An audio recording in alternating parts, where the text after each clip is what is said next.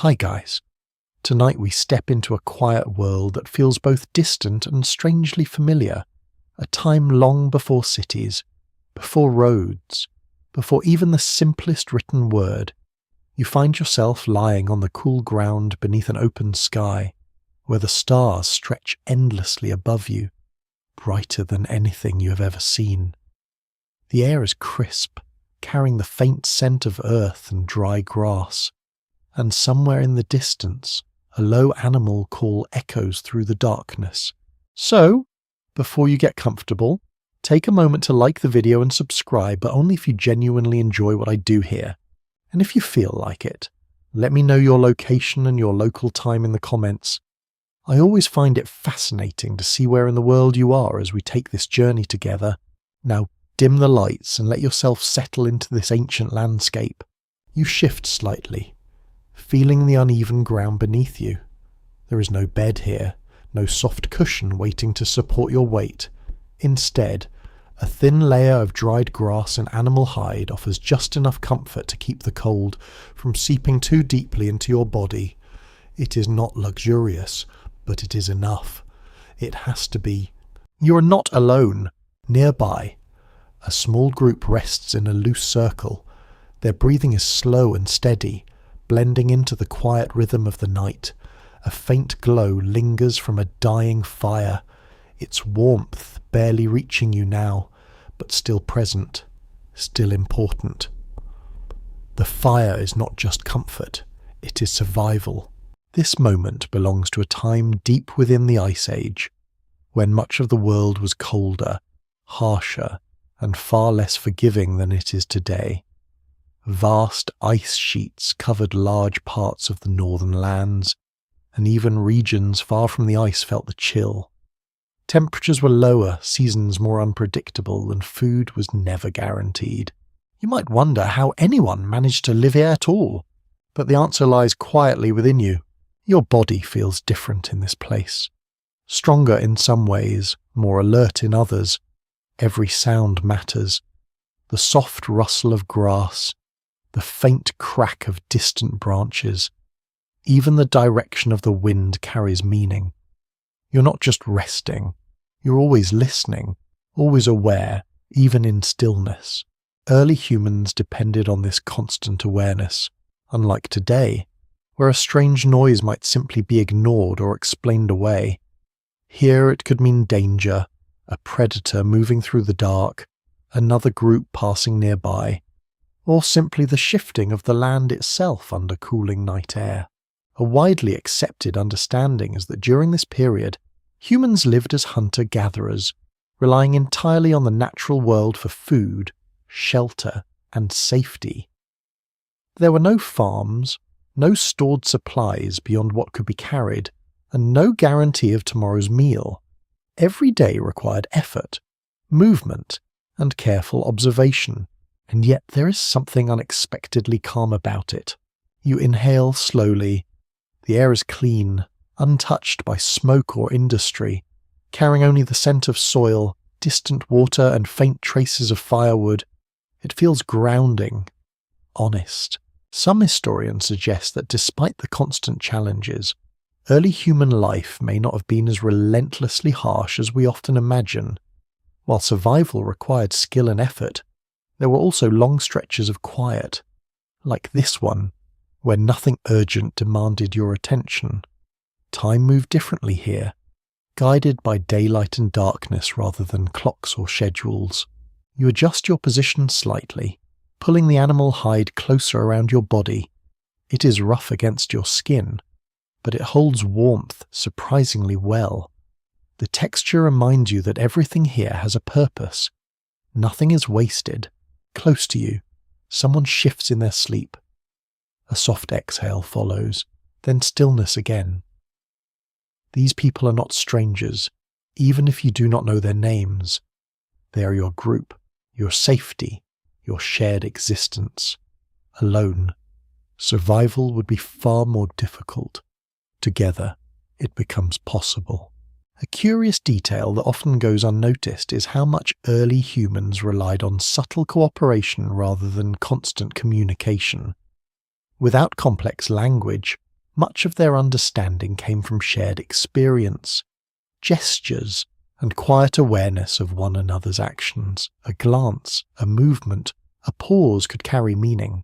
Scholars remain divided on how advanced early human communication truly was at this stage.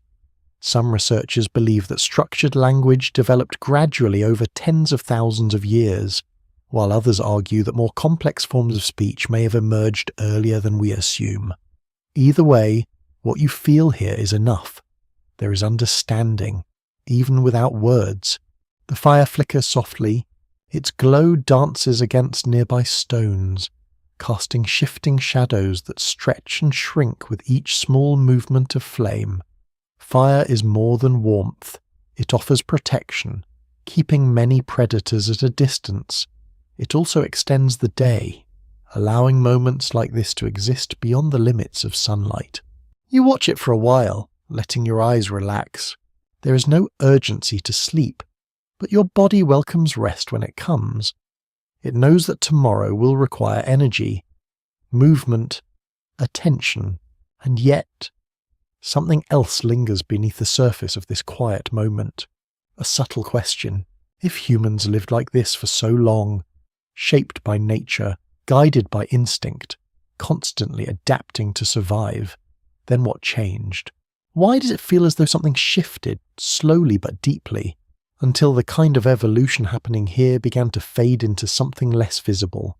You do not have the answer yet, but you can feel the beginning of it. It is in the fire, in the group, in the small distance growing between the human body and the raw demands of nature. For now, though, none of that matters. You let your eyes close for a moment, listening to the quiet world around you. The distant wind moves gently across the land. The fire crackles softly. Breathing rises and falls beside you in a steady rhythm. Everything feels simple. Everything feels enough. And as you rest there, beneath a sky untouched by time, you begin the slow journey into understanding how humans changed, and why that change may have felt like evolution simply stopped. You wake slowly, not to the sound of an alarm, but to a quiet shift in the world around you. The darkness has softened into a pale grey light, and the cold air brushes gently across your face. For a moment, you remain still, letting your senses adjust. The ground beneath you feels firm, familiar now, and the animal hide wrapped around your body still holds a trace of warmth from the night. A faint breeze carries the scent of damp earth and distant water. Somewhere nearby, you hear the soft movement of footsteps, careful and unhurried. Others are waking too. You open your eyes fully. The sky above you stretches wide and open, painted in muted tones of early morning. There are no walls here, no shelter beyond what you and your group have made. The land itself is your home, and it changes constantly. You are part of it, shaped by it in ways that feel deeper than thought. As you sit up, your body responds with quiet strength. There is no stiffness from long hours of sitting or sleeping on soft surfaces. Instead, your muscles feel balanced, used, ready. Every movement has purpose. Even something as simple as standing requires awareness of the ground beneath your feet, the position of your weight, the rhythm of your breath. This is a body built for survival. A widely accepted understanding among researchers is that early humans developed physical traits suited for endurance rather than short bursts of power. Long legs, efficient energy use, and the ability to regulate heat through sweating allowed humans to travel long distances, sometimes for hours, in search of food and water. This kind of endurance hunting set humans apart from many other species. You take a few steps forward, feeling the cool earth under your feet. The surface is uneven, scattered with small stones and patches of dry grass. Your balance adjusts naturally. There's no need to think about it. Nearby, a few members of the group begin to move with quiet coordination. One bends to stir the remains of the fire, coaxing a small flame back to life. Another scans the horizon, eyes narrowing slightly as they take in the distance. No words are exchanged, yet each action fits smoothly with the others. You notice how little energy is wasted. Nothing here is rushed, but nothing is careless either. Your breathing deepens as you stretch your arms slightly, feeling the subtle pull of muscles that have grown strong through constant use. There are no machines to assist you, no tools beyond what can be carried or made by hand. Everything your body can do matters, and yet, it is not just strength that defines you, it is awareness. A lesser-known detail is that early humans likely had heightened sensory attention compared to many modern individuals. While their senses were not necessarily sharper in a biological sense, their constant reliance on them made perception more refined. Small changes in sound, light, or movement were noticed quickly because they had to be. Some historians suggest that this deep connection to the environment shaped not only survival skills but also early forms of thinking. Patterns mattered, the way animals moved, the timing of seasons, the behavior of the wind, over time. Recognizing these patterns became a quiet kind of knowledge. You look out across the land. The horizon is wide, stretching into gentle slopes and distant formations that blur slightly in the morning light. There are no roads cutting through it, no signs or markers. Navigation here depends on memory, observation, and shared experience. Scholars continue to question how early humans stored and passed on this knowledge without written language. Some believe that storytelling, gestures, and repeated shared experiences played a key role, allowing important survival information to be remembered across generations. Others argue that the process may have been less structured, relying more on imitation and direct teaching through action. Either way, you feel it now. You know where to step, where to look, where danger might come from. It is not something you learned in a single moment. It is something that exists within you, built over time. The fire grows slightly stronger behind you, its warmth beginning to push back against the lingering chill of the morning. You glance at it briefly, noticing how naturally the group maintains it. Fire is not taken for granted. It requires attention, care, and knowledge of how to keep it alive. Without it, the night would feel much colder, much longer. You take a slow breath and begin to move with the others. There is no clear leader giving instructions, yet a quiet rhythm guides everyone. Some prepare to leave the camp, scanning for tracks or signs of movement. Others remain close, organizing what little is carried. You notice how little there is. A few tools, simple objects shaped from stone or wood, perhaps a woven container or a piece of hide used for carrying.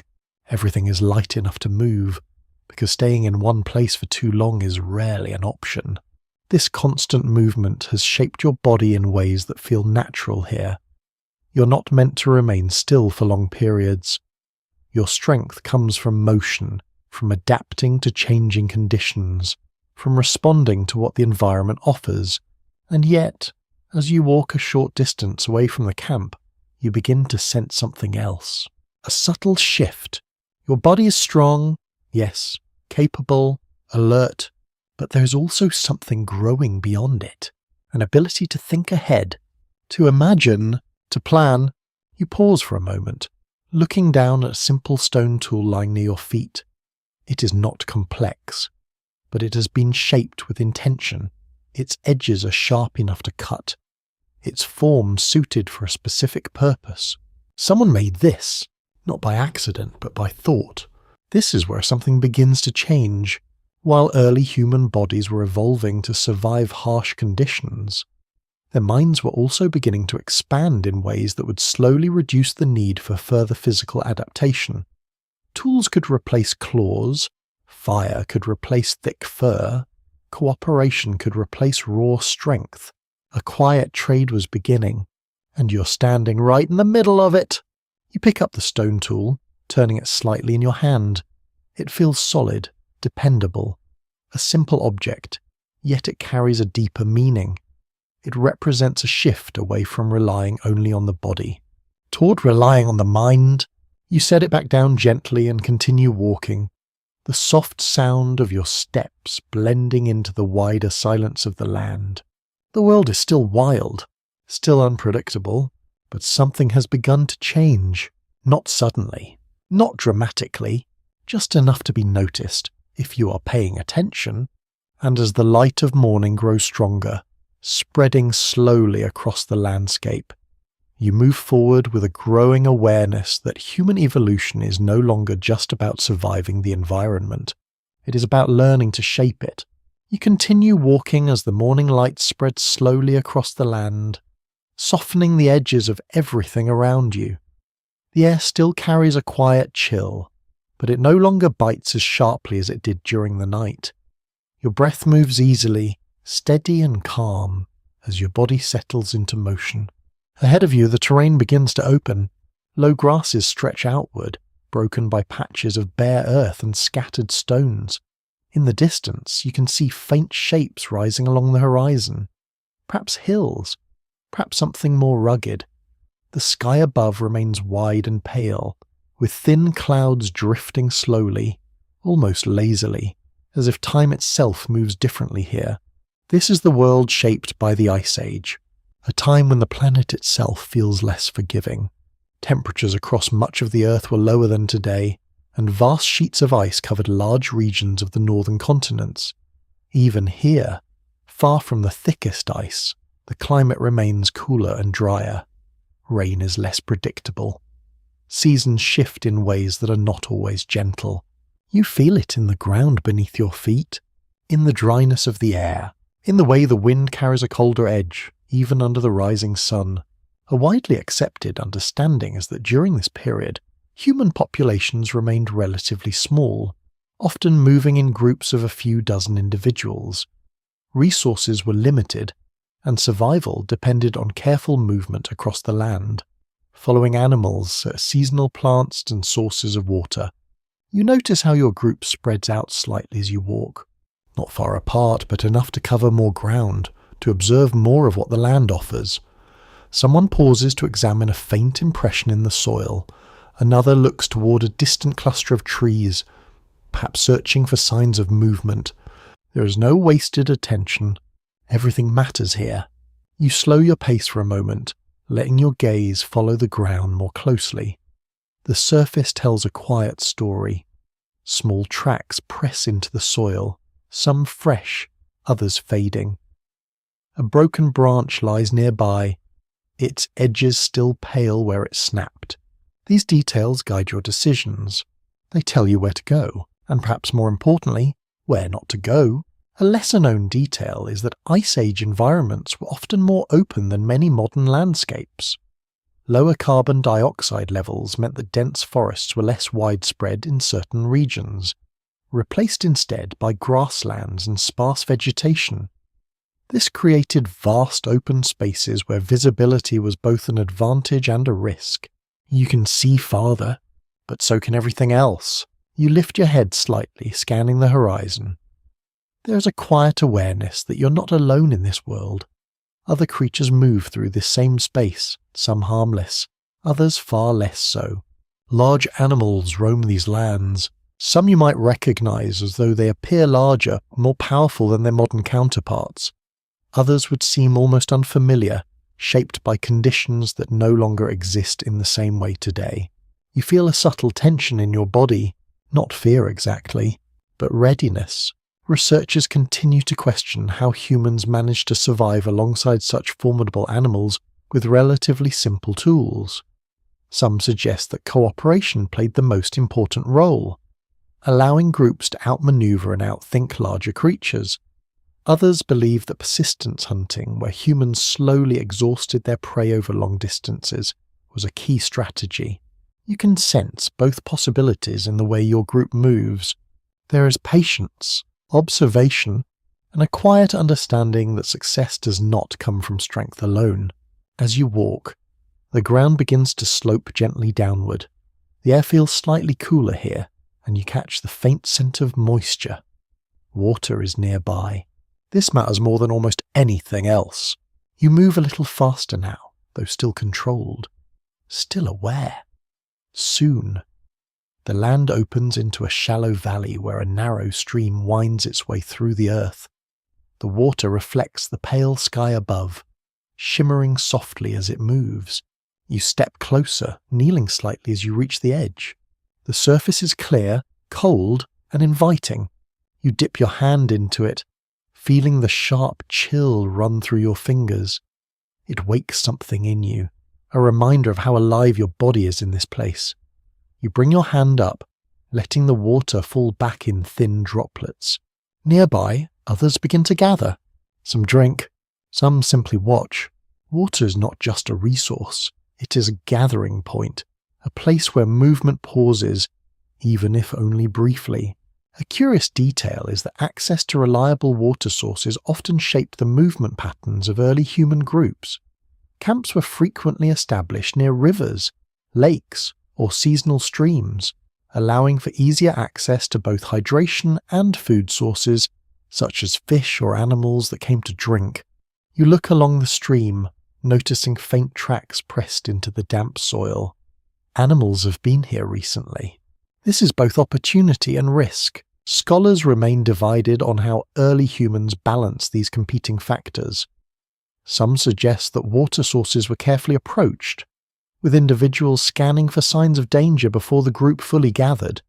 Others believe that familiarity with certain locations allowed for a degree of trust built over repeated visits. You rise slowly, stepping back from the edge. The group does not linger long. Rest is brief. Movement resumes. As you walk away from the stream, you feel the subtle weight of the environment pressing against your awareness once more. Every decision carries consequences. Where you go, how long you stay, what you pursue. All of it shapes whether the group continues or struggles. And yet, something else is happening beneath all of this. Something quieter. While your body adapts to these conditions, growing stronger, more efficient, your mind is beginning to take on a different role. You're not just reacting anymore. You are anticipating. You begin to notice patterns more clearly.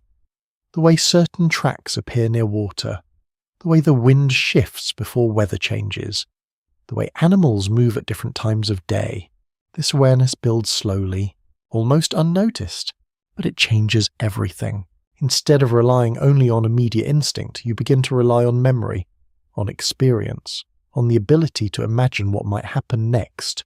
Some historians suggest that this gradual shift marked an important turning point in human evolution.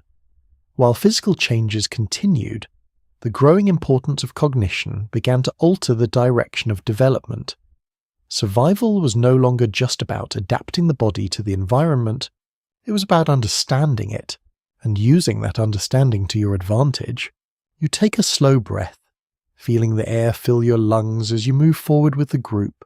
The land stretches ahead, vast and uncertain, but you no longer feel entirely at its mercy.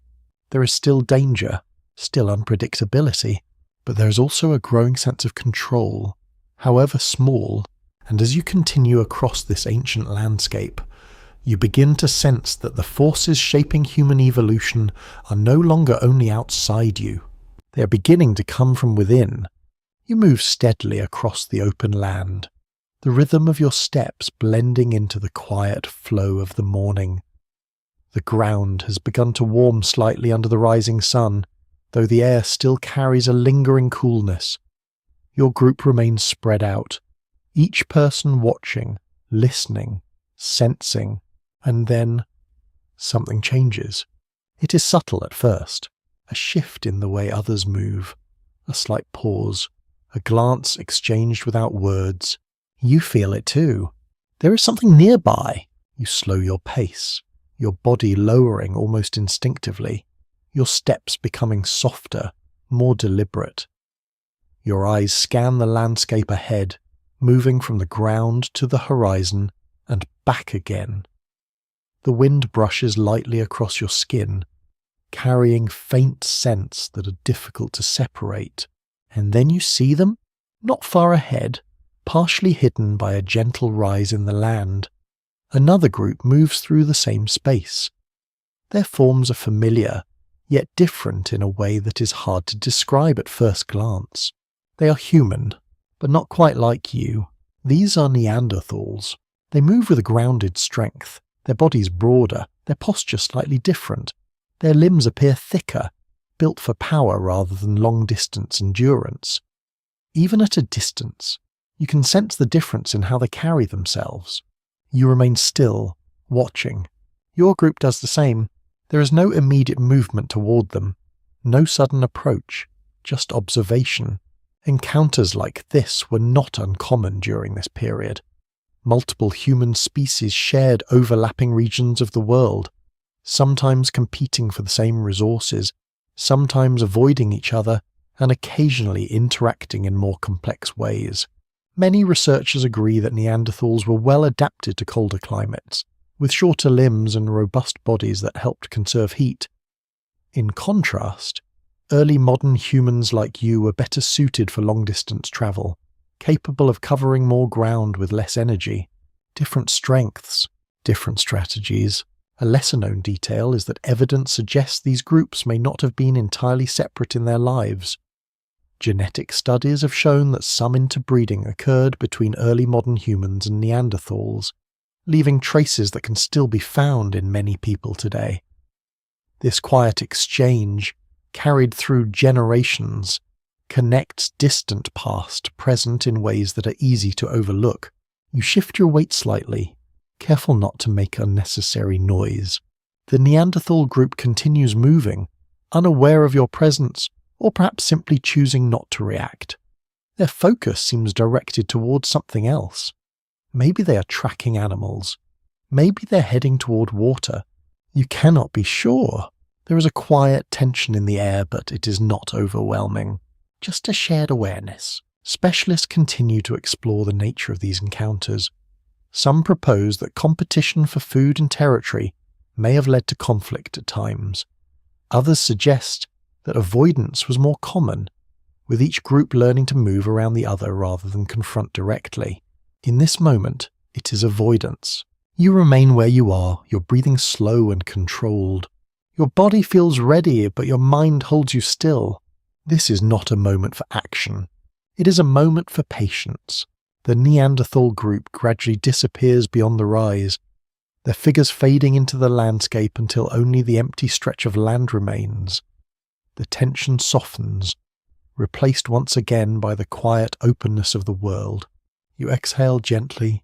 Around you, your group begins to move again, slowly at first, then with growing confidence as the distance between you and the others increases.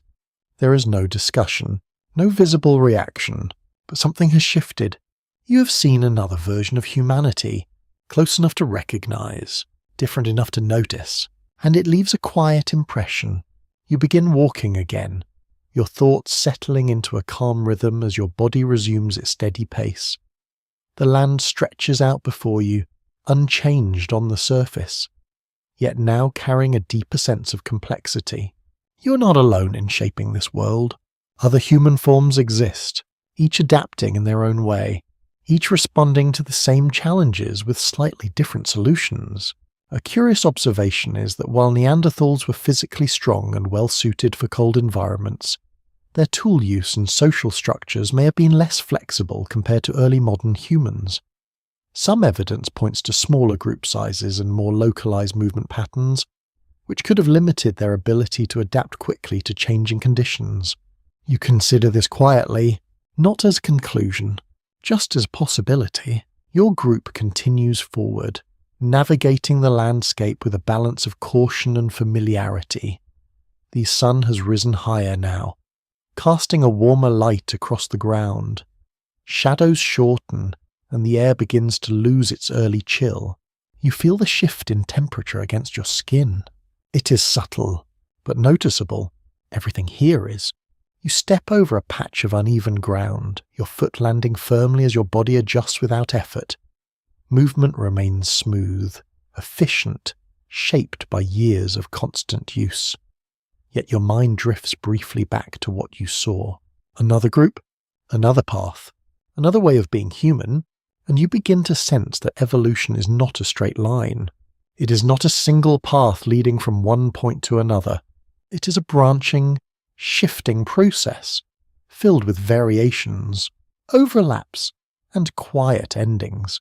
Some lines continue, others fade, and sometimes the reasons are not immediately clear. Researchers continue to question why Neanderthals eventually disappeared while early modern humans continue to spread. Some theories point to climate changes that favoured more adaptable populations. Others suggest differences in social networks, innovation, or even simple chance. There is no single answer, only possibilities. You take a slow breath, letting the thought pass. For now, what matters is movement. Survival, the steady continuation of your journey across this ancient world. And as you walk, you begin to understand that evolution is not just about becoming stronger or faster, it is about fitting into a changing world.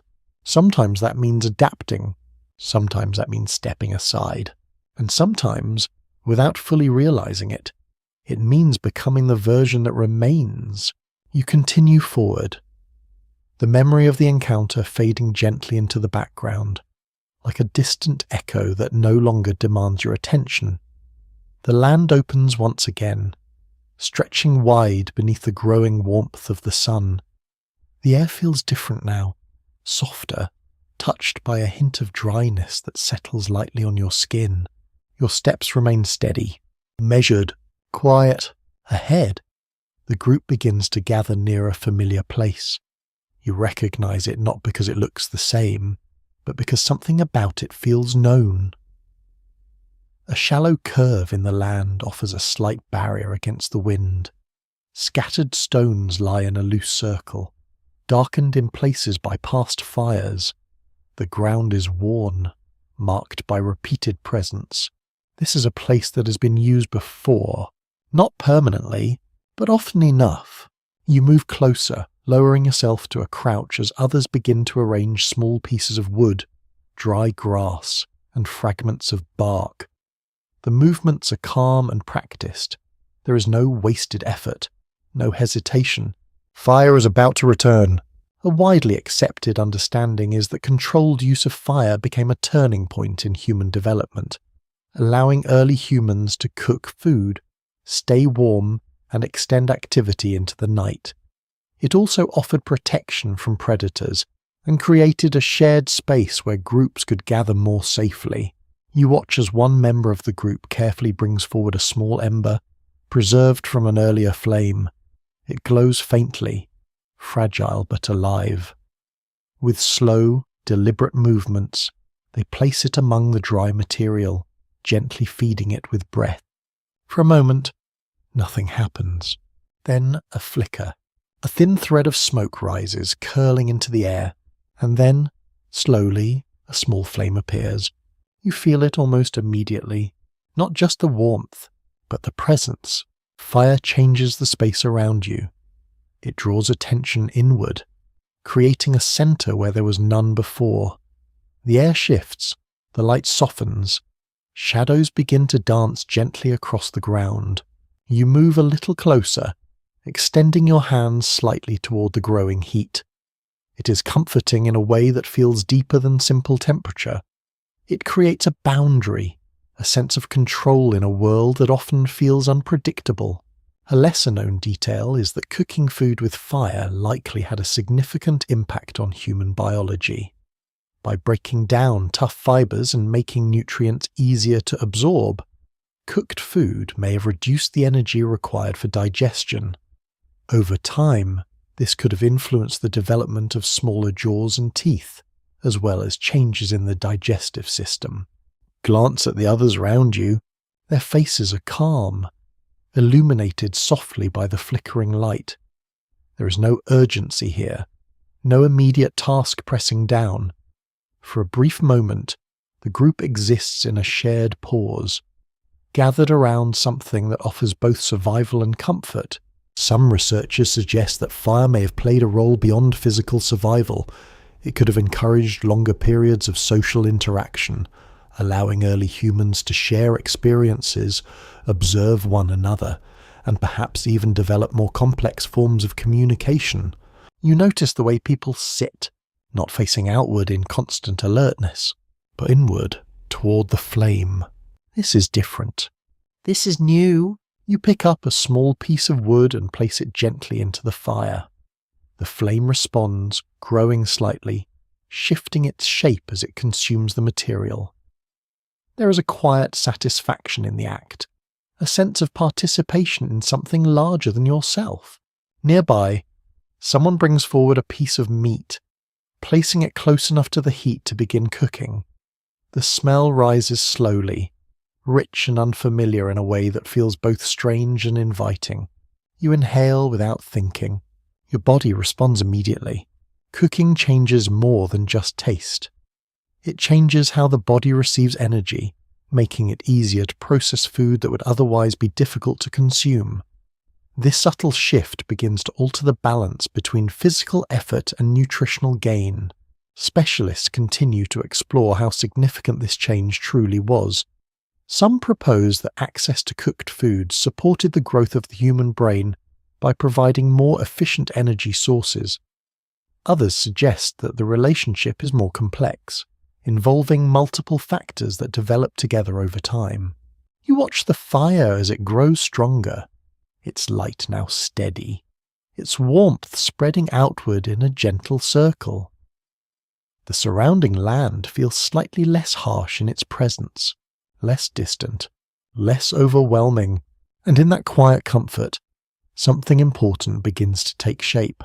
You are no longer entirely at the mercy of the environment. You're beginning to shape it. Fire allows you to push back against the cold, to create light in darkness, to transform what you find into something more useful. It is a tool, but it is also a turning point, a subtle shift away from pure adaptation toward control. A curious observation is that reliance on fire may have gradually reduced certain evolutionary pressures. Instead of developing thicker body hair or more insulation against cold, humans could simply stay near warmth. Instead of relying solely on raw physical ability to process food, they could alter it before consumption. The body no longer needed to change as quickly. The environment could be changed instead. You lean back slightly, feeling the warmth settle into your muscles. The tension that often sits quietly beneath the surface begins to ease, just a little. Around you, others do the same, their movements slower, more relaxed. This is not rest in the way you might know it today, but it is something close, a shared moment of stability. You look into the flames, watching the way they move, unpredictable yet contained. They respond to the smallest changes, growing, shrinking, shifting direction with the air. There is something almost mesmerizing about it, and as you sit there, you begin to understand that this small, flickering force will quietly reshape everything. Not all at once, not in a way that feels dramatic, but steadily, over time. Fire will allow humans to survive in colder regions without drastic physical changes. It will support new ways of eating, new patterns of gathering, new forms of interaction. It will make the world feel a little less wild, and in doing so, it will begin to slow the kind of evolution that once depended entirely on the body adapting to its surroundings. You close your eyes for a moment, feeling the warmth against your skin, listening to the soft crackle of burning wood. The world is still vast, still unpredictable.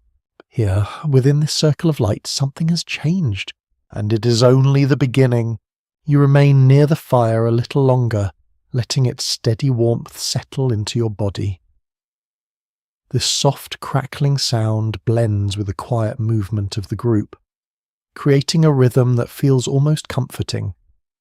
The air smells faintly of smoke now, mixed with the earthy scent of the ground and the distant dryness of the open land. Eventually you shift forward again. The moment of stillness passes, and the quiet flow of activity returns. A few members of the group begin to gather stones, turning them in their hands, examining their edges, their weight, their shape. You watch closely, drawn to the careful attention they give to something that might seem simple at first glance. But it is not simple. Not here. One person sits slightly apart, holding a larger stone steady while striking it with another.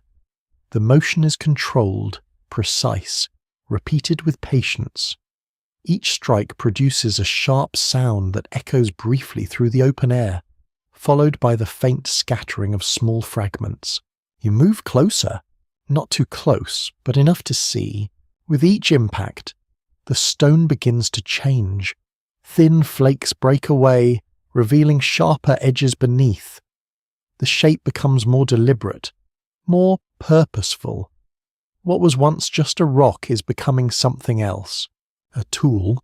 Many experts agree that the development of stone tools marked one of the most important steps in human evolution.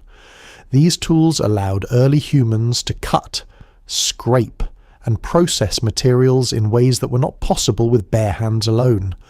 Over time, tool-making became more refined, reflecting not just physical ability but also planning and understanding.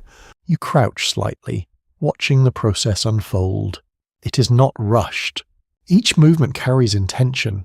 There is a clear sense that the person shaping the stone is not simply reacting, but thinking ahead. They're imagining the final form before it fully exists. This is something new. A lesser-known detail is that different types of stone were selected for specific purposes. Certain materials, like flint or obsidian, could be shaped into sharper edges than others, making them more valuable for cutting and carving. This suggests that early humans were not only making tools but also choosing resources based on their properties. You reach down and pick up a smaller fragment that has broken away. It feels light in your hand, its edge surprisingly sharp.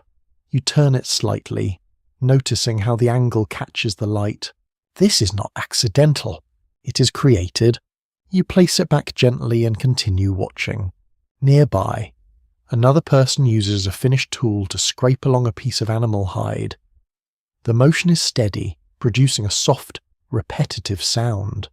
Small fibers loosen and fall away, leaving the surface smoother, more workable. This process takes time, patience, attention. Researchers continue to explore how early humans learned these techniques. Some believe that knowledge was passed down through observation and imitation, with younger members of the group watching and gradually practicing. Others suggest that certain individuals may have specialized in tool making, developing greater skill over time. You notice how others watch. Not constantly, but often enough. Learning happens quietly here, without formal instruction, without explanation in the way you might expect. It is absorbed through presence, through repetition, through shared experience. You sit back slightly, letting your eyes move between the different activities around you. The fire continues to burn steadily, its warmth now part of the background. The land stretches beyond, unchanged in its vastness. Yet something within this small space feels different, more controlled, more shaped. A curious observation is that as tools became more advanced, they began to reduce the need for certain physical traits. Sharp stone edges could perform tasks that once required stronger teeth or greater hand strength. Over time, this may have contributed to subtle changes in the human body, as reliance shifted from biological adaptation to external objects. You flex your fingers slightly, feeling the strength in them, the dexterity. They are capable on their own, but with tools, they become something more, an extension of thought. You glance again at the person shaping the stone. Their focus is steady, almost meditative. Each strike builds on the last, gradually bringing the imagined form into reality. This is not just survival, this is creation.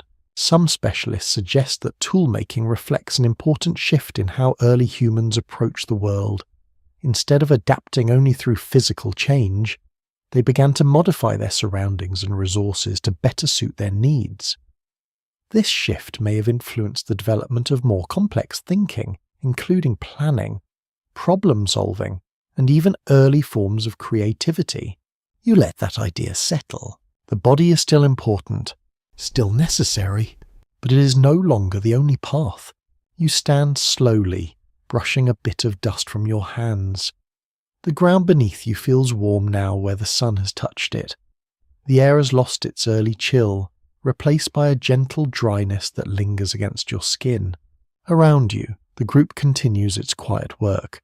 Tools are shaped, materials are prepared, small tasks are completed with steady attention. There is no rush, but there is always movement, always purpose. You take a few steps away from the centre, looking out once more across the open landscape. The world remains vast, unpredictable, filled with challenges that cannot be ignored. But something has changed, not in the land, but in how you meet it, with tools in hand, with fire at your side, with a growing ability to think beyond the immediate moment. You begin to rely less on the slow process of physical evolution, and more on the quicker, more flexible power of the mind. You do not need sharper teeth if you can shape a cutting edge. You do not need thicker skin if you can prepare hides. You do not need to change your body as quickly if you can change the way you interact with the world. This shift is quiet, gradual, almost invisible in a single moment. But over time, it will reshape everything. You take a slow breath, letting the warm air fill your lungs as you stand at the edge of this small, active space. The fire crackles softly behind you. Stone strikes stone in a steady rhythm, and somewhere within it all, the path of human evolution begins to turn in a new direction. You move a little farther from the centre of activity, letting the quiet sounds of stone and fire fade into the background. The land opens again around you, wide and still, with only the soft whisper of wind passing through the dry grass. The sun now sits higher in the sky, warming the ground and softening the chill that once lingered in the air. Your steps slow, not because you're tired, but because something else has begun to draw your attention. A sound, not loud, not urgent, just a series of soft tones, uneven and brief, carried lightly across the space between you and the others. You turn your head slightly. Two members of the group stand a short distance apart, facing each other. Their movements are subtle. One lifts a hand, making a small gesture.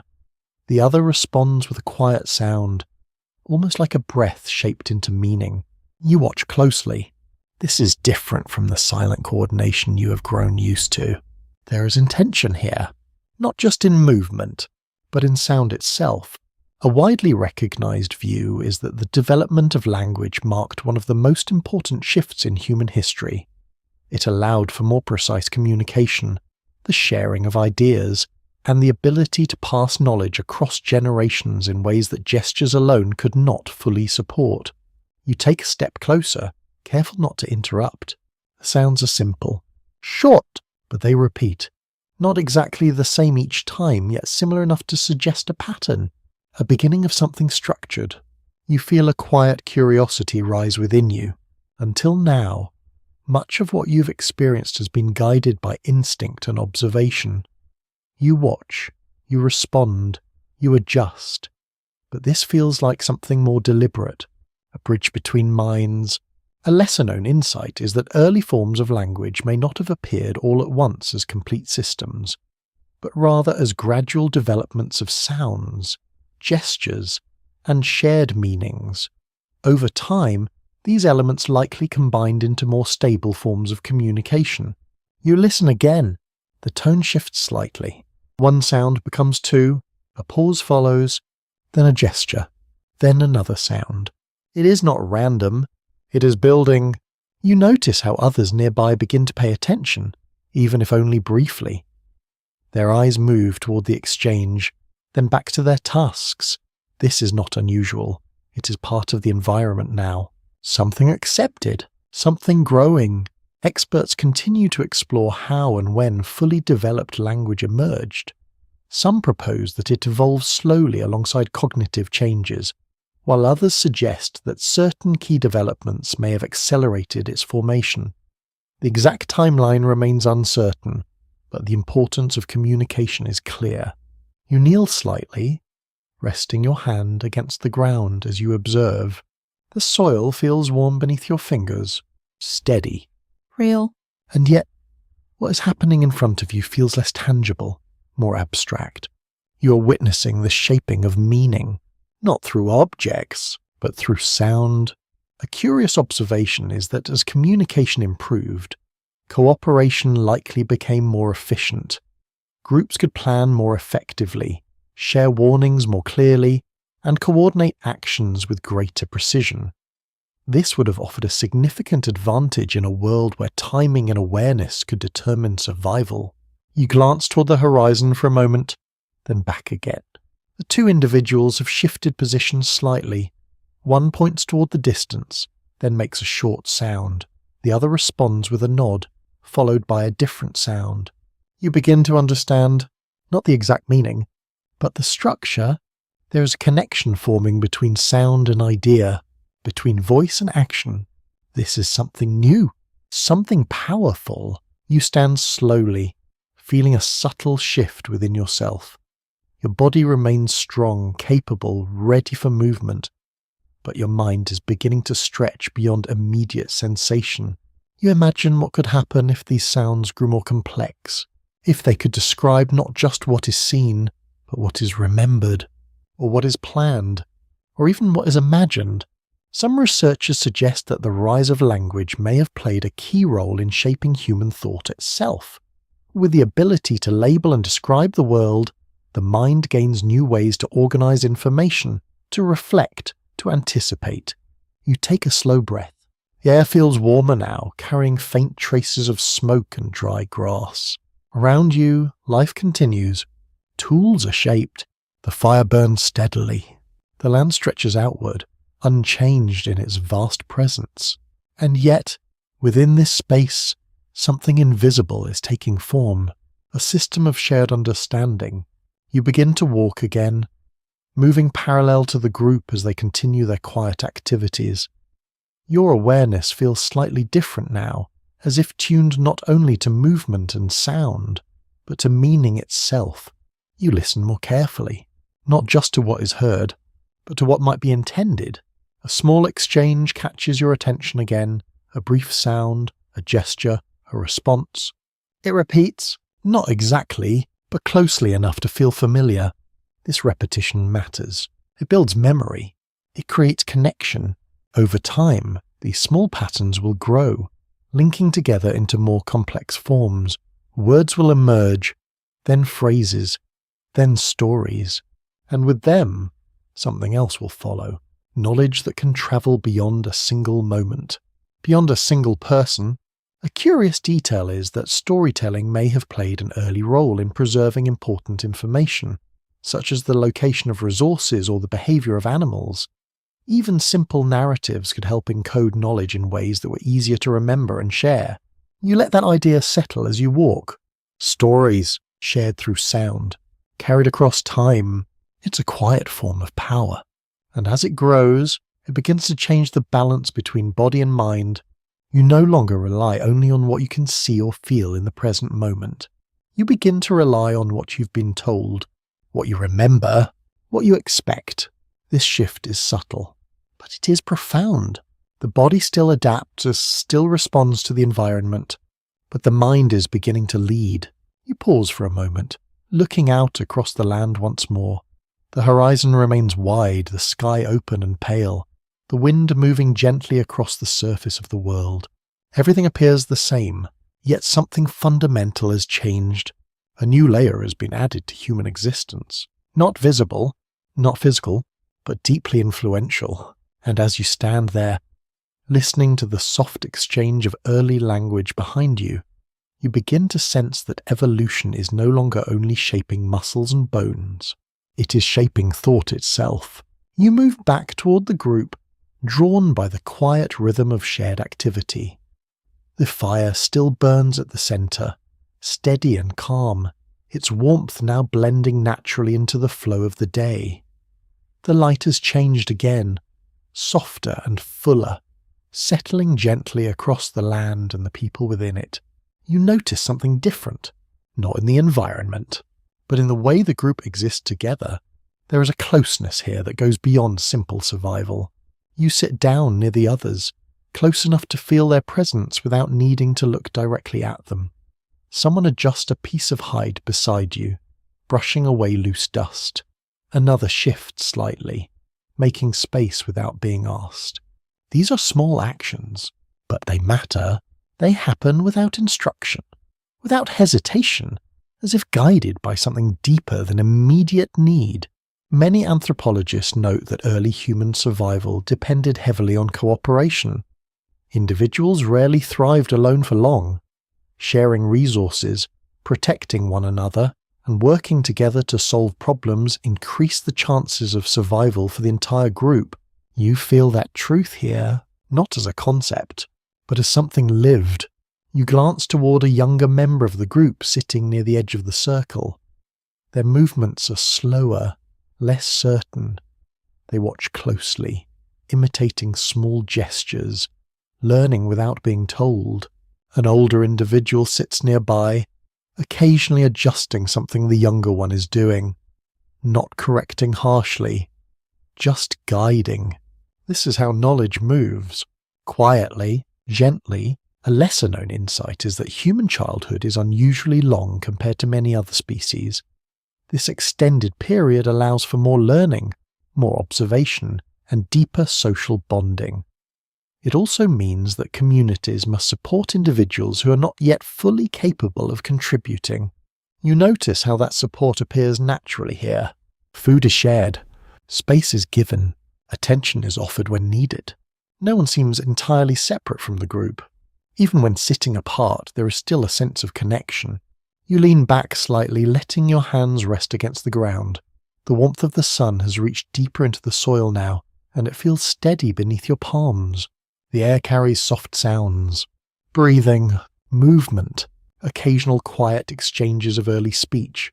All of it blends into a single atmosphere that feels calm and grounded. Researchers continue to explore how early human social structures developed.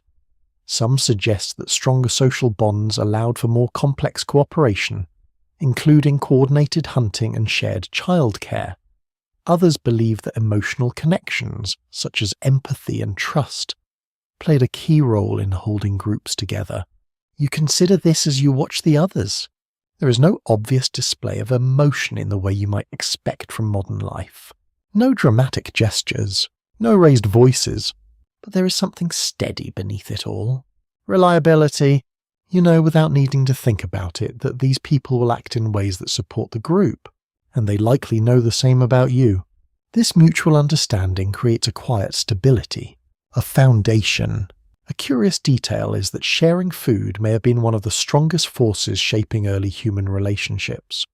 Unlike many animals that compete directly for food, humans often distribute it within the group, strengthening bonds and increasing overall survival.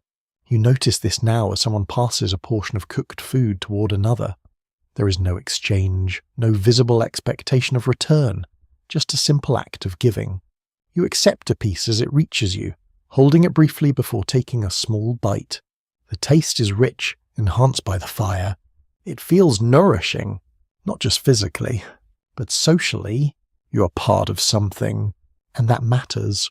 You look around again, taking in the subtle patterns of interaction. People move in ways that avoid disrupting one another. Tasks overlap without conflict. Attention shifts naturally from one need to another. There is no strict order, no rigid structure, yet everything functions. Some specialists suggest that this kind of flexible social organization allowed early humans to adapt more easily to changing conditions. Instead of relying on fixed roles, individuals could adjust based on the situation, contributing in different ways as needed. You feel that flexibility now. There is no single role you must fill at all times. You move when movement is needed. You rest when rest is possible. You observe, you respond, you belong, and in that belonging, something important begins to take shape. Your survival is no longer entirely dependent on your own body. It is shared, distributed across the group. If one person is injured, others can help. If one person finds food, it can be shared. If one person notices danger, the warning can spread quickly. This reduces the pressure on any single individual to adapt perfectly. The group becomes the adaptation. You let that idea settle as you sit quietly among the others. The fire flickers softly. The sun continues its slow path across the sky. The land remains vast and unchanged. Yet within this small gathering, a shift has occurred. Evolution is no longer acting only on individuals. It is acting on connections, on relationships, on the ability to work together. You take a slow breath, feeling the calm rhythm of the group around you. There is no urgency in this moment, no immediate threat, just a shared existence, steady and grounded. And as you sit there, you begin to understand that the path of human evolution is moving further away from physical change alone. It is moving towards something less visible, something built between people, a network of trust, a system of cooperation, a quiet strength that no single body could achieve on its own. You close your eyes briefly, letting the warmth of the sun and the presence of others settle into a gentle stillness. The world outside remains unpredictable, but here, within this circle, something stable has formed, and it will shape everything that comes next. You remain seated for a while, letting the steady presence of the group settle into something familiar. The fire burns lower now, no longer the center of attention, yet still quietly alive. The sun has climbed higher, spreading a soft, even light across the land. Shadows shorten, and the air feels warmer against your skin. Around you, activity continues, but at a gentler pace. No one seems rushed. No one seems idle. Each movement fits naturally into the rhythm of the group. And then, slowly, your attention shifts again. Not to movement, but to something more subtle. Marks. You notice them first on a nearby piece of stone. Faint lines scratched into its surface.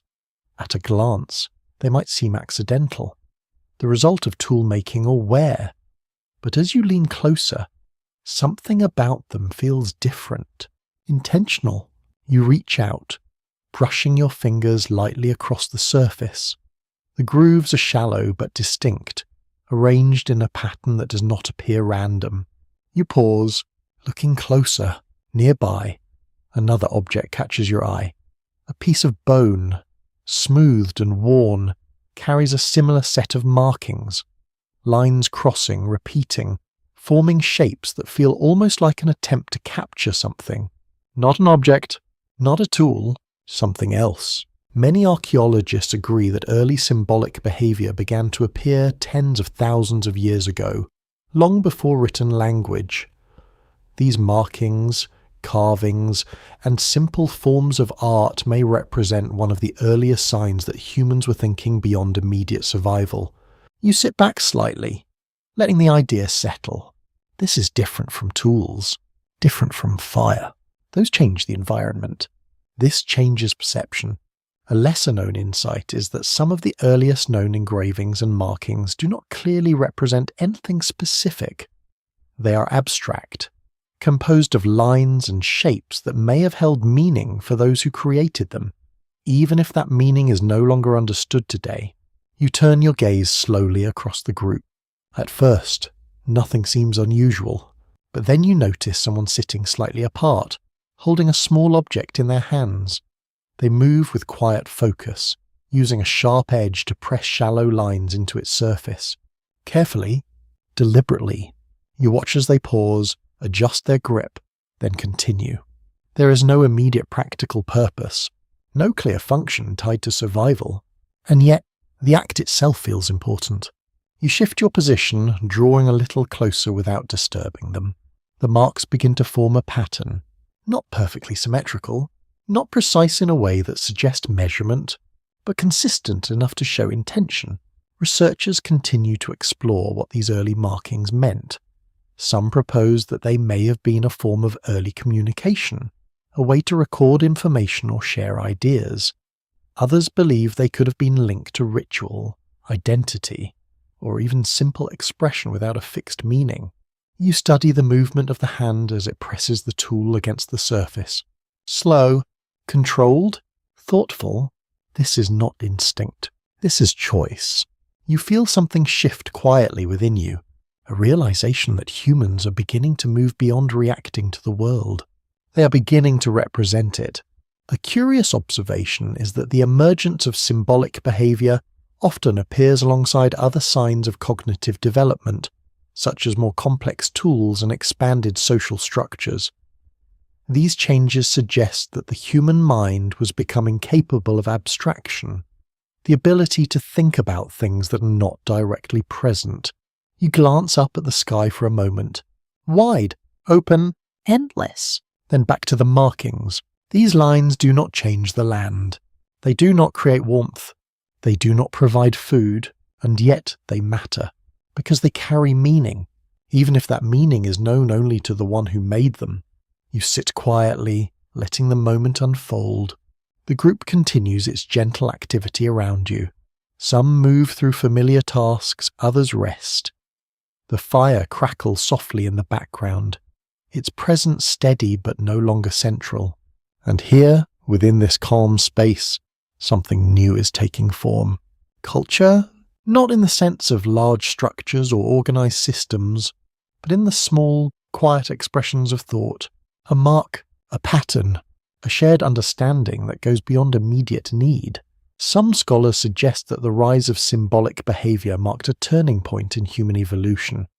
Once ideas could be represented and shared, knowledge was no longer limited to direct experience. It could be preserved, expanded, and passed on in new ways. You let your fingers trace lightly over the ground beside you, drawing a simple line in the dust. Then another. They cross, not for any reason you can explain, just because you can. You pause, looking at what you have made. It feels meaningful, even if you cannot fully say why. This is how it begins, not with clear definitions, not with structured systems, but with small acts of creation that carry something beyond their form. You brush the lines away gently, watching them disappear back into the earth. The moment fades, but the feeling remains. Around you, the group continues to exist in its quiet balance. Yet something has changed, not visibly, not dramatically, but deeply. You are no longer only living within the world, you are beginning to interpret it, to shape it not just physically, but conceptually. And this shift, though subtle, begins to alter the path of human development in ways that will echo far into the future. You take a slow breath, feeling the warm air move through you as you sit in the soft light of midday. The land remains vast. The challenges remain real.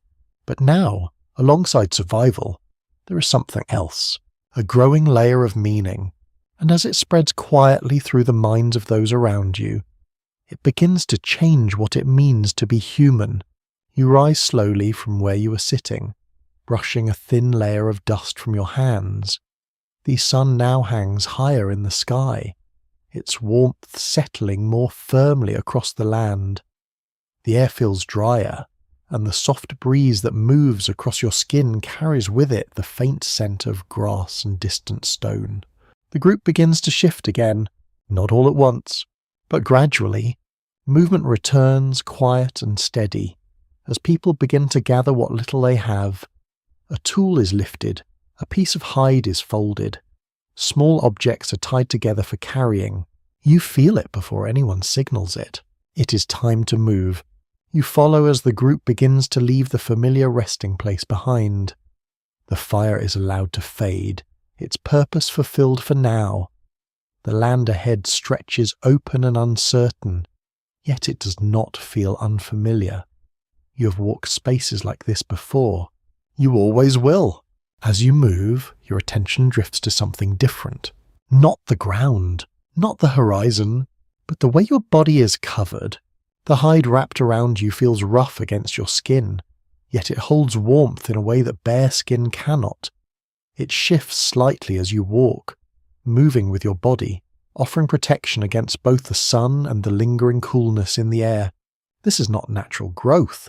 It is something added, something made. A widely accepted perspective is that early humans began using clothing primarily as a response to colder climates, especially during glacial periods. Animal hides, furs, and simple plant materials were shaped into coverings that helped regulate body temperature and protect against environmental exposure. You adjust the hide slightly, pulling it closer across your shoulders. The motion feels natural now, habitual, a part of how you exist in this world. A lesser-known detail is that the earliest forms of clothing likely left little direct evidence, as organic materials such as hide and plant fibers decompose over time. However, the discovery of tools like bone needles suggests that humans developed more complex methods of stitching and shaping garments far earlier than once believed. You glance at the others around you. Each person carries their covering in a slightly different way. Some wrap it tightly, others let it hang more loosely. The forms are not identical, but they share a common purpose: protection, comfort, adaptation. You begin to notice how this changes the experience of the environment. The wind that once felt sharp now feels softened. The sun that warms your skin does not press as directly against it. The ground, when touched, feels less harsh through the layers you carry. This is not your body changing, it is your relationship to the world changing. You step over a cluster of stones, your movement steady and balanced. The land continues to unfold ahead, revealing patches of dry grass, uneven terrain, and distant shapes that shift slightly as you walk. Your body remains strong, capable, but it is no longer the only thing standing between you and the environment. A curious observation is that the use of clothing and shelter may have gradually reduced certain selective pressures on the human body. Instead of developing thicker skin or more body hair to survive colder climates, humans could rely on external solutions. This allowed for greater flexibility, but may have slowed some forms of physical adaptation. You take a slow breath, feeling the air move easily through your lungs. It is subtle, but important. You no longer need to become the environment. You can adjust it. Ahead, the group begins to slow slightly as the terrain shifts. A line of stones rises gently from the ground, forming a natural barrier that offers some protection from the wind. Beyond it, you can see the outline of a shallow overhang in the rock, a place to rest, a place to shelter. You move closer, following the others as they approach the structure. The ground here feels different, firmer, less exposed. The air shifts as well, becoming stiller, quieter. You step beneath the overhang. The light softens immediately. The temperature changes. It is cooler here, but more stable, more controlled. Shelter like this plays a quiet but important role in human life during this period. Natural formations such as caves or rock overhangs provided protection from wind, rain, and extreme temperatures, allowing groups to rest more safely. You set down what little you carry and take a moment to look around. The space is not large, but it is enough. Marks from previous use are visible, slight discolorations on the stone, flattened areas where people have rested, small fragments left behind. This place has been used before. You are not the first to stand here. You lower yourself to the ground, leaning back slightly against the cool stone. The surface feels solid, unmoving, a quiet contrast to the open land beyond. Around you, the group settles in, not fully, not permanently, but enough to pause. Some researchers suggest that the use of repeated shelter locations may have contributed to early forms of spatial memory and territory awareness. Groups likely returned to familiar places that offered safety and resources, building a mental map of the landscape over time. You feel that familiarity now, even if you cannot name it. You know this kind of place. You understand its value, and as you sit there, protected from the shifting elements outside, you begin to sense another quiet shift in the path of human evolution. The need for the body to change is easing, not disappearing, but softening. Where once survival depended entirely on physical adaptation, it now depends on what you can create, what you can use, what you can remember. Clothing, shelter, tools, fire. Each one adds a layer between you and the raw demands of nature. Each one changes the balance. You close your eyes for a moment, listening to the soft sounds around you, the faint movement of others, the distant wind brushing across the land outside, the quiet stillness of stone surrounding you.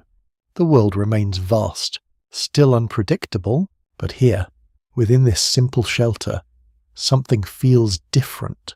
You're no longer fully exposed, and that small difference will shape everything that follows. You rest within the shelter for a while, letting the stillness settle around you. The stone behind your back feels cool and steady, holding a quiet kind of stability that the open land rarely offers. Outside, the wind continues its gentle movement across the surface of the world, but here it reaches you only as a faint whisper. Your breathing slows, the rhythm of the group softens again, and in that calm your attention begins to shift inward, not to your body, but to your thoughts. You notice how your mind does not simply rest in the present moment. It moves. It drifts between what you have seen, what you're experiencing, and what might come next. The memory of the stream, the encounter with the other group, the warmth of the fire, all of it exists within you, not as scattered impressions, but as something connected. This is not just awareness, it is reflection. A widely accepted idea among researchers is that around this period, human thinking began to change in significant ways. This shift is often linked to what is known as the cognitive revolution, a time when humans developed more advanced forms of imagination, planning, and symbolic thought. You feel a trace of that change now, not as a sudden transformation, but as a quiet expansion. You are no longer limited to what is directly in front of you. You can recall past experiences and use them to guide your actions. You can anticipate what might happen and adjust your behavior before it occurs. You can imagine. You shift slightly, resting your hands on your knees. The stone floor beneath you feels firm, grounding you in the present even as your mind begins to move beyond it. A subtle detail that often goes unnoticed is how imagination itself may have influenced survival. The ability to picture unseen dangers or opportunities allows for better preparation. You do not need to wait for something to happen. You can think about it before it does. You glance toward the entrance of the shelter. The light outside has shifted again, becoming softer, less intense. Shadows stretch slightly longer now, hinting at the slow passage of time. You begin to consider something that did not occupy your thoughts before. What lies beyond the immediate horizon, where the group might go next? What might be found there? These are not instincts. They are possibilities. Researchers continue to explore how this kind of thinking developed. Some propose that increased social interaction played a role, requiring individuals to understand not only their environment, but also the intentions and behaviors of others. Others suggest that changes in brain structure allowed for more complex processing of information. You let your gaze move across the shelter. Each person sits or rests in their own way. Yet there is a shared sense of presence. You begin to notice small details that you might have overlooked before. The way someone holds a tool, the slight shift in posture when they listen, the brief glance exchanged between two individuals. There is meaning in these moments, not always obvious, but present. A curious observation is that as human thinking became more complex, social relationships likely grew more layered as well. Understanding another individual's actions or intentions requires more than simple observation. It involves interpretation, memory, and sometimes even prediction. You feel that now, a deeper awareness of the people around you. Not just what they do, but what they might do.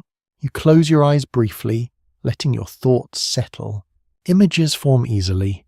The open land, the stream, the fire, the markings scratched into stone. They connect, not randomly, but with a sense of order. Some scholars suggest that this ability to connect ideas may have laid the foundation for storytelling, belief systems, and eventually culture itself. Once experiences can be organized and shared as narratives, they gain a kind of permanence that extends beyond the moment. You open your eyes again. the shelter returning to focus. The air feels slightly cooler now, the warmth of midday beginning to fade. A soft breeze reaches into the space, carrying with it the scent of dry grass and distant earth. You take a slow breath. Your body remains steady, but your mind feels different, expanded. You're no longer only responding to the world, you're interpreting it, shaping it within your thoughts before acting upon it. A lesser-known insight is that this shift in thinking may have reduced the need for certain physical adaptations. When problems can be solved through planning and creativity, the pressure for the body to change in response to every challenge becomes less immediate. You consider this quietly. The body is still important, still necessary, but it is no longer the only tool you have. You can think, you can imagine, you can prepare. You lean slightly forward, resting your elbows on your knees as you look out toward the light at the edge of the shelter.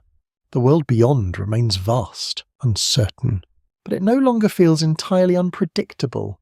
There is a growing sense that you can navigate it not just with strength or endurance, but with thought, with foresight, with understanding. You stand slowly, feeling the shift in your weight as your body adjusts. The ground beneath you remains solid, dependable. The others begin to stir as well, sensing the change in the day, the approaching need to move again. And as you step toward the edge of the shelter, preparing to re-enter the open land, you carry with you something new. Not a tool, not a physical change, but a way of thinking that will quietly shape the future of humanity. A mind that can imagine beyond the present moment, and in doing so, begins to change the course of evolution itself. You step out from the shelter, and the open world greets you again with a quiet brightness. The light has softened, leaning gently toward the later part of the day. The air feels calmer now, warmer but less intense, as if the land itself is beginning to settle. Your group begins to move once more. There is no signal, no command, yet everyone understands. The pause has ended, the path continues. You fall into step with the others, your body adjusting easily to the uneven ground. The rhythm returns, steady and familiar, your senses extending outward again, reading the landscape as you go. But something within you feels different. You are not just reacting anymore. You are considering. You glance ahead, noticing how the group shifts slightly in direction. It is not random. There is intention behind it. Perhaps someone has seen something. Perhaps they remember something from a previous journey. You begin to follow that line of thought. Where are you going? Why this direction? These questions do not demand immediate answers, but they exist now in a way they did not before. A commonly accepted view is that early humans developed the ability to plan ahead over increasing spans of time. This included tracking animal movements, remembering seasonal changes, and choosing routes that improved the chances of finding resources. You notice the land beginning to change as you move. The grasses grow slightly taller in patches. The soil shifts from dry and pale to darker tones in certain areas. Small clusters of trees appear in the distance, their shapes breaking the wide openness of the horizon.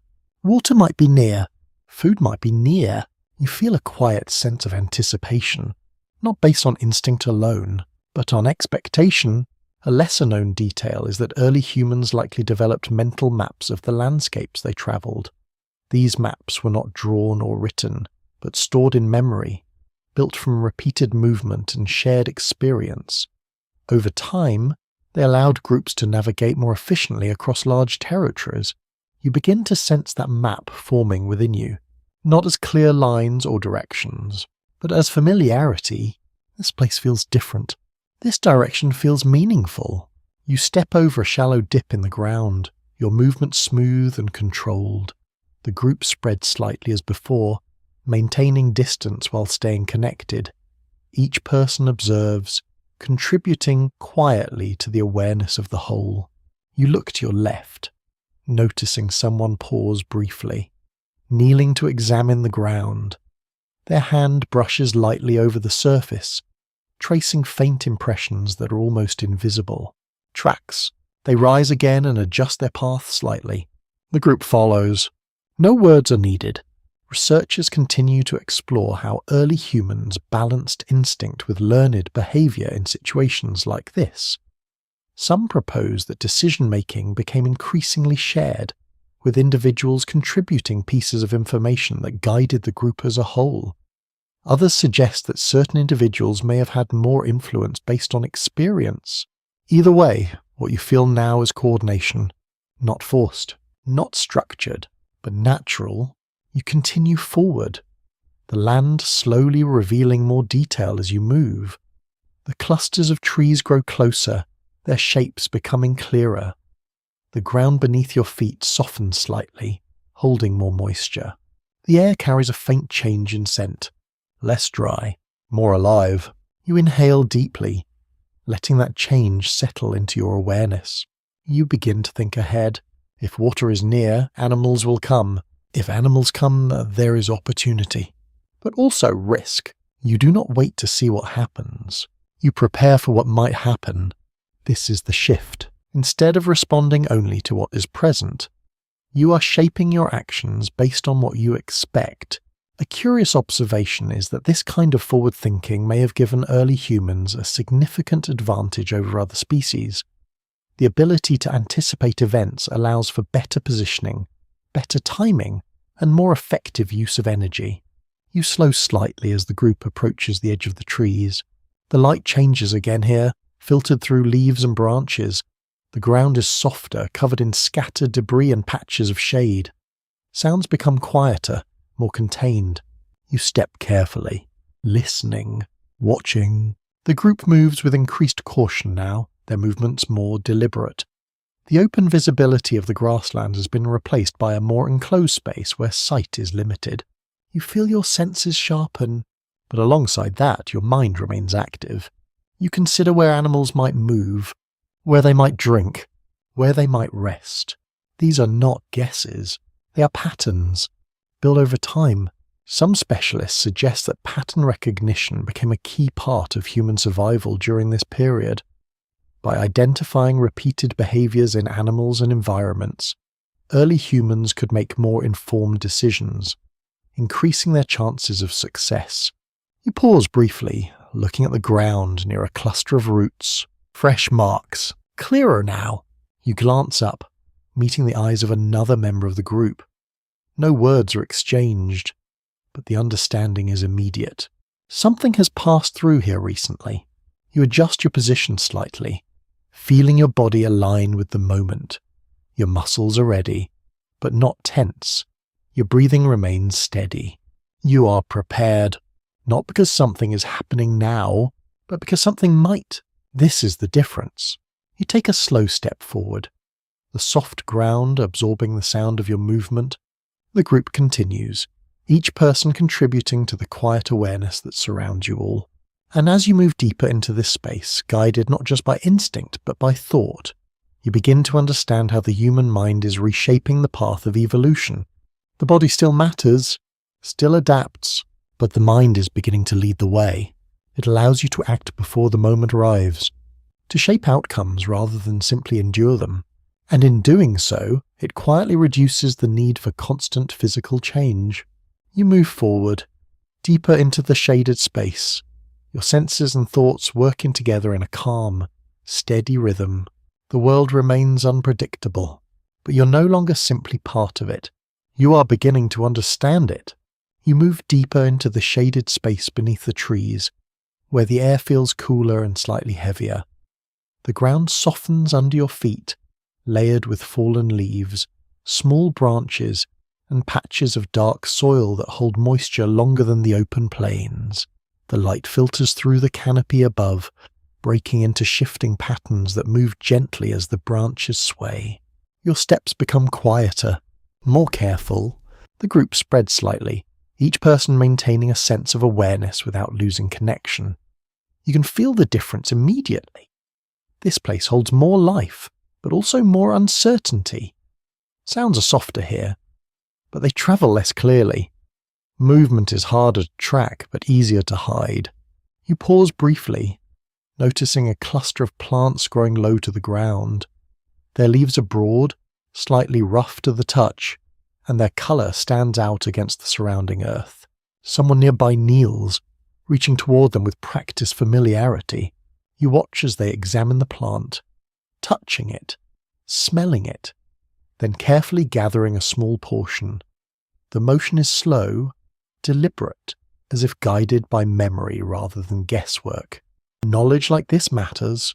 It shapes survival in ways that are easy to overlook. A widely recognized idea is that early human diets were far more varied than often assumed. While hunting large animals played an important role, plant foods such as roots, fruits, nuts, and leaves likely made up a significant portion of daily nutrition. This variety helped sustain groups during times when hunting was less successful. You kneel slightly, looking closer at the ground around you. There is more here than you first noticed. Small plants, subtle differences in texture, faint traces of growth that blend into the environment unless you take the time to see them. A lesser-known insight is that many plant foods required careful preparation to be safe or edible. Some needed to be cooked to remove toxins. Others had to be processed in specific ways. This suggests that early humans carried detailed knowledge about their environment, passed down across generations. You reach out, brushing your fingers lightly across the leaves. The texture feels firm, slightly waxy. You do not take any for yourself, but you understand that this knowledge is not random. It is learned, remembered, shared. You rise slowly, letting your gaze move beyond the plants and deeper into the trees. The space feels alive, though much of that life remains hidden. You hear faint rustling in the distance, the soft movement of something passing through the undergrowth. You do not react immediately. You observe. You listen. You consider. Researchers continue to explore how dietary flexibility influenced human evolution. Some propose that the ability to consume a wide range of foods allowed humans to survive in diverse environments, reducing the need for highly specialized physical adaptations. Others suggest that this flexibility supported population growth and expansion into new regions. You feel that flexibility now. You're not dependent on a single source. You are not limited to one strategy. You adapt through choice. You move forward again, stepping carefully over exposed roots and uneven ground. The group continues to gather small resources as they go, each person contributing quietly, without disruption. There is no central storage, no large accumulation. Everything is carried lightly, used when needed. A curious observation is that early human groups often lived with minimal possessions, taking only what they could transport easily. This mobile lifestyle encouraged efficiency and adaptability, but also meant that knowledge, rather than objects, became one of the most valuable assets. You let that idea settle as you walk. Knowledge travels with you. It cannot be dropped. It cannot be lost in the same way as a tool or a container. It exists within you. You pause again as someone nearby uncovers a cluster of roots beneath the soil. The earth is loosened carefully, revealing pale, irregular shapes hidden below the surface. They are gathered with care, cleaned lightly, then set aside. Food! Quietly found, quietly shared. Some specialists suggest that gathering plant foods required a different kind of attention than hunting. It involved patience, observation, and a deep familiarity with seasonal patterns. Knowing when a plant was ready, where it grew, and how to prepare it demanded a form of expertise that was both practical and precise. You begin to see how this shapes the mind. It encourages focus, memory, recognition of subtle differences. These are not dramatic skills, but they are powerful. You step forward, the ground shifting slightly under your weight as you move past the small gathering. The trees begin to thin ahead, the light growing brighter once again as the group approaches the edge of the shaded area. The transition is gradual. The cool air gives way to warmth. The filtered light opens into wide brightness. You emerge back into the open land, blinking slightly as your eyes adjust. The horizon stretches out once more, vast and uninterrupted. The sky feels larger here, the space more exposed. The sounds carry farther, the wind moves more freely. You take a slow breath. The shift is noticeable, yet you carry something with you from the shaded space, an awareness, a sense of how much the environment offers if you know how to see it. This changes something important. You're not just surviving the land, you are learning from it, understanding its patterns, using its variety to your advantage, and in doing so, you reduce the need for your body to change in response to every challenge. You adapt through knowledge, through flexibility, through choice. You glance back briefly toward the trees, now standing behind you as a darker line against the open land. Then forward again. The journey continues, but it feels different now. Not easier, not safer, but more understood. And as you walk, carrying both physical strength and growing awareness, you begin to sense that evolution is no longer only shaping what you are, it is shaping how you think, and that quiet shift will carry forward in ways that are only just beginning. You step back into the open land, and the light greets you fully again, stretching across the wide horizon in a calm, even glow. The warmth settles gently on your skin, and the wind moves more freely here, brushing past you in soft, steady waves. The group continues forward. There is no pause this time, no hesitation, just movement, guided by something that feels both familiar and purposeful. You follow, your pace matching the quiet rhythm of those around you. The ground beneath your feet changes subtly as you walk. Some areas feel firm and dry, others slightly softer, marked by faint impressions left by passing animals or earlier footsteps. You begin to notice something else, a sense of direction that feels less random, less immediate. You are not simply moving from one place to another, you are travelling. This is something different. A widely accepted understanding is that early humans were highly mobile, often moving across large distances in response to seasonal changes, food availability, and environmental conditions. These movements were not aimless. They followed patterns that developed over time, shaped by memory and shared experience. You feel that pattern now, even if you cannot fully explain it. The land ahead seems to hold meaning. Certain paths feel more familiar than others. Certain directions feel more likely to lead somewhere important. You step over a narrow ridge, your body adjusting easily to the uneven surface. The group shifts slightly as the terrain changes, spreading out just enough to maintain awareness without losing connection. The sky above remains clear, pale blue stretching endlessly. The horizon draws your attention again. Far in the distance, you notice faint shapes rising against the line where land meets sky. Hills, perhaps, or something larger. You narrow your eyes slightly. That direction feels intentional. A lesser-known insight is that long-distance movement during this period may have contributed to the spread of human populations across continents. Over many generations, small groups travelled vast distances, gradually reaching new environments and adapting to unfamiliar conditions.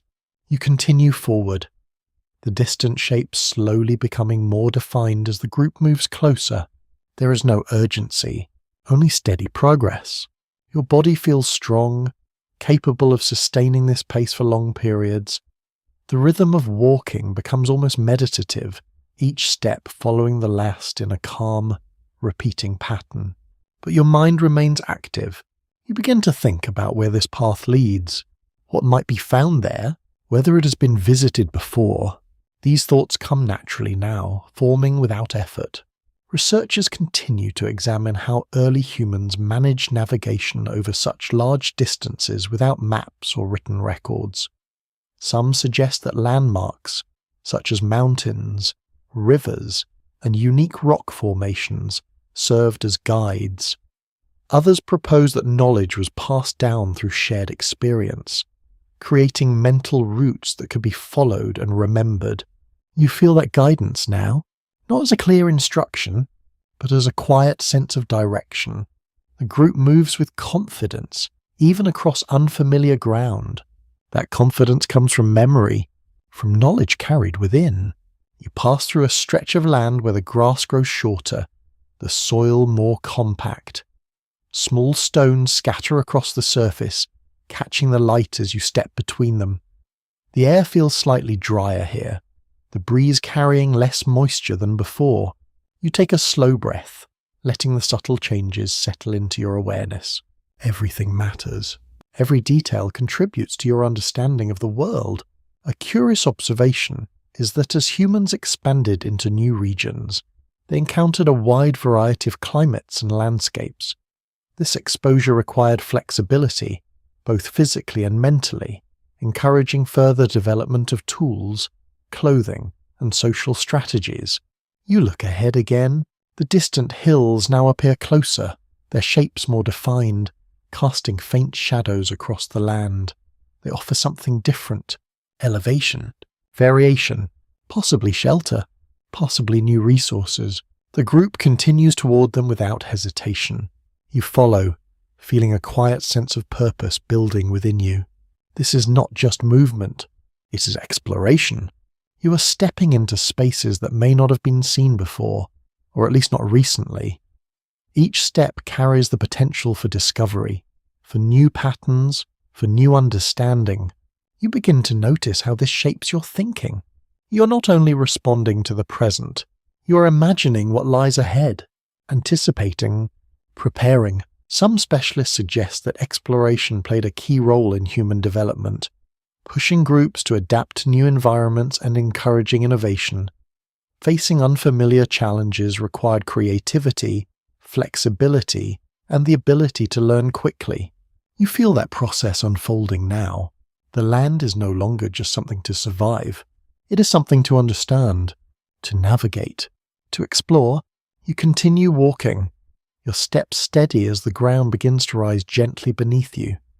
The air shifts slightly, cooler as you gain a small amount of elevation. The breeze carries new scents, faint traces of stone and distant vegetation. The group remains calm, focused, each person moving with quiet awareness. And as you follow this path toward the distant hills, you begin to sense that human evolution is no longer confined to reacting to immediate conditions. It is being shaped by movement itself, by the decision to go beyond what is known, by the willingness to explore what lies ahead. You take a slow breath, feeling the openness of the land stretch out around you.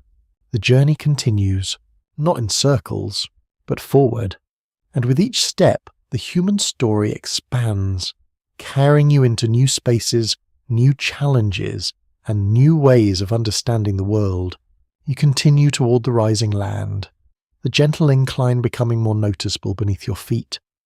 The ground shifts from soft earth to firmer stone, and your steps make a quieter, more solid contact as you move upward. The air cools slightly with the elevation, carrying a cleaner, sharper scent that feels different from the open plains behind you. The group slows, not stopping, just adjusting. The terrain requires more attention now. Each step must be placed with care, each movement balanced. You feel your body respond naturally, muscles working in quiet coordination, your breathing steady and controlled. As you reach a higher point, you pause briefly, not because you're told to, but because something draws you to look outward. From here, the land stretches far in every direction. The plains you crossed now lie behind you, wide and open, fading into a soft blur at the horizon. The trees appear smaller from this height, the stream no longer visible, though you know it is still there. You take a slow breath. The world feels larger from here, and yet, at the same time, more understandable. A widely accepted perspective is that elevated landscapes often provided early humans with strategic advantages. Higher ground allowed for better visibility, making it easier to spot animals, locate water sources, and detect potential threats from a distance. You see that advantage now? Movement stands out more clearly. Shapes are easier to follow. Patterns begin to form across the land. But as your gaze moves across this wide view, something else settles into your awareness. Absence. There are fewer signs of other human presence. No distant movement that resembles the group you encountered earlier. No subtle traces that suggest nearby activity, just open land. Quiet, still. You feel a subtle shift in the group as well. Not fear, not relief, just a quiet recognition. You are alone here. Among your kind, that is. This moment carries weight, because it reflects something larger. A lesser-known insight from genetic research is that over time, early modern humans became the only surviving human species. While others, such as Neanderthals, gradually disappeared, the reasons are still not fully understood, and the process likely involved multiple factors rather than a single cause. You look out across the land again, considering that idea. There were others. You saw them. They moved differently, adapted in their own way. And now, in this place, they are not here. Researchers continue to examine why this happened. Some suggest that climate shifts may have favoured more flexible populations. Others propose that differences in social structure or technology played a role. There are also theories that chance events, small and unpredictable, contributed to the outcome. You let those possibilities settle without needing a clear answer. The silence of the landscape speaks enough. You turn slightly, noticing how the group begins to gather along the higher ground. Some stand, scanning the distance. Others kneel, examining the stone beneath their feet. Perhaps searching for useful material or simply grounding themselves in the moment. There is no celebration, no recognition of what this might mean, only continuation. And yet, you feel it. A quiet turning point. A curious observation is that being the only remaining human species did not necessarily make life easier. In some ways, it removed competition, but it also placed the full responsibility of survival on a single line of development. There would be no alternative path to fall back on. You shift your weight, feeling the firmness of the stone beneath you. The wind brushes gently across your face, carrying a coolness that contrasts with the warmth of the sun. The world feels both open and fragile. You begin to understand that survival is no longer about outlasting others alone. It is about sustaining what remains. You step forward again, following the natural curve of the land as it slopes gently downward on the other side. The group moves with you, maintaining the same quiet coordination that has guided every step so far. There is no change in behavior, no sudden shift, but something beneath it all feels different. You are no longer one of many human forms adapting in parallel. You are part of the one that continues. Some specialists suggest that this may have influenced the direction of human evolution. With less competition from closely related species, the pressures shaping physical traits may have shifted, allowing cultural and cognitive developments to play a larger role. You take a slow breath as you descend. The air grows warmer again. The land opens slightly, revealing new stretches of terrain waiting to be crossed.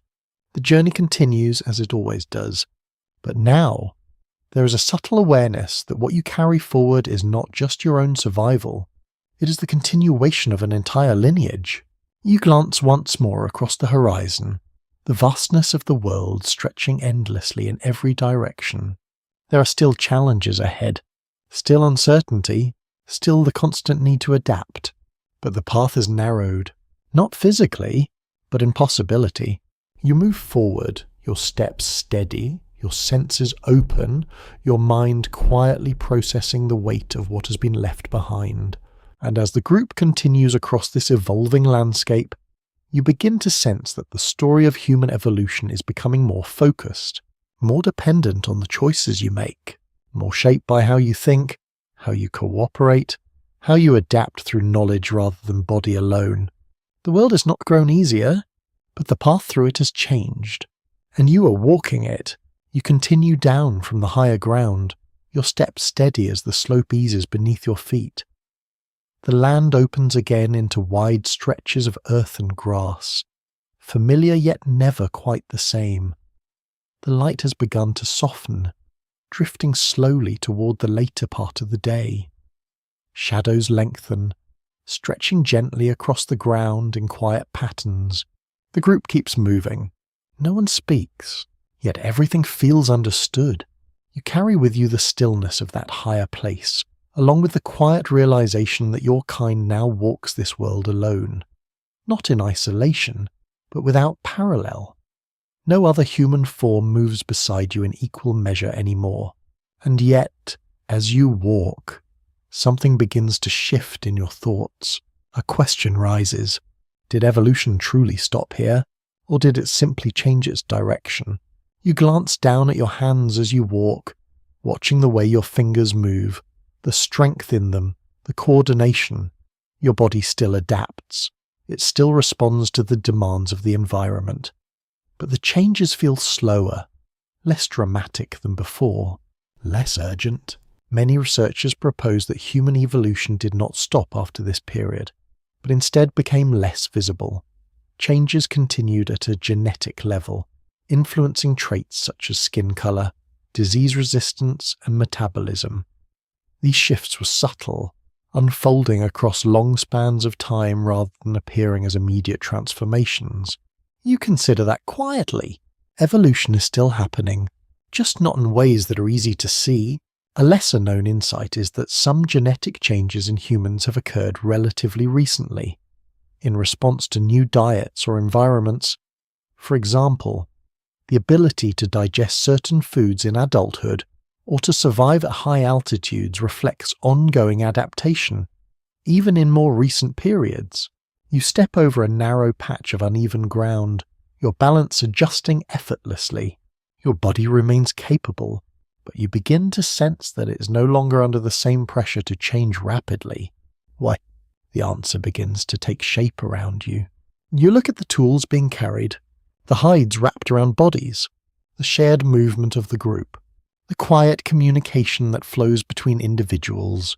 All of these things reduce the need for immediate biological adaptation. You do not need thicker skin if you can cover yourself. You do not need sharper teeth if you can use tools. You do not need to face every challenge alone if you move as part of a group. Some researchers suggest that this shift marks a turning point where cultural evolution begins to outpace biological evolution. Instead of relying on slow genetic changes, humans increasingly rely on learned behavior, shared knowledge, and innovation to survive. You feel that shift clearly now. It surrounds you. It moves with you. A curious observation is that cultural changes can occur much faster than biological ones. A new tool, a new technique, or a new idea can spread through a group in a short time, altering behavior without requiring any physical change at all. You take a slow breath, letting the idea settle. This is a different kind of evolution, not written in the body, but in the mind, in the group, in the shared understanding that grows and spreads. You look ahead, noticing how the land continues to unfold in quiet variation. Small dips and rises, patches of different soil, subtle changes in colour and texture. Nothing dramatic, yet everything meaningful. The group adjusts to these changes without hesitation. Movement shifts slightly. Paths curve gently. Decisions are made without words. You begin to realize that adaptation has become something fluid, flexible, no longer fixed within the limits of the body. Researchers continue to examine how this balance between biological and cultural evolution developed. Some suggest that as humans gained more control over their environment, the pressure for rapid physical change decreased. Others believe that both forms of evolution continued together, but at different speeds. You let those ideas exist without needing to choose one. The experience itself is enough. You are living the shift. You walk a little farther, the ground levelling out beneath you.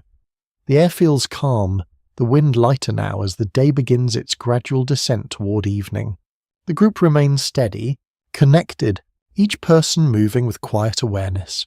You feel a sense of continuity, a line that stretches from those earlier moments of raw survival to this more balanced state. The body still matters, but it is no longer alone. The mind has joined it, and together they create something new.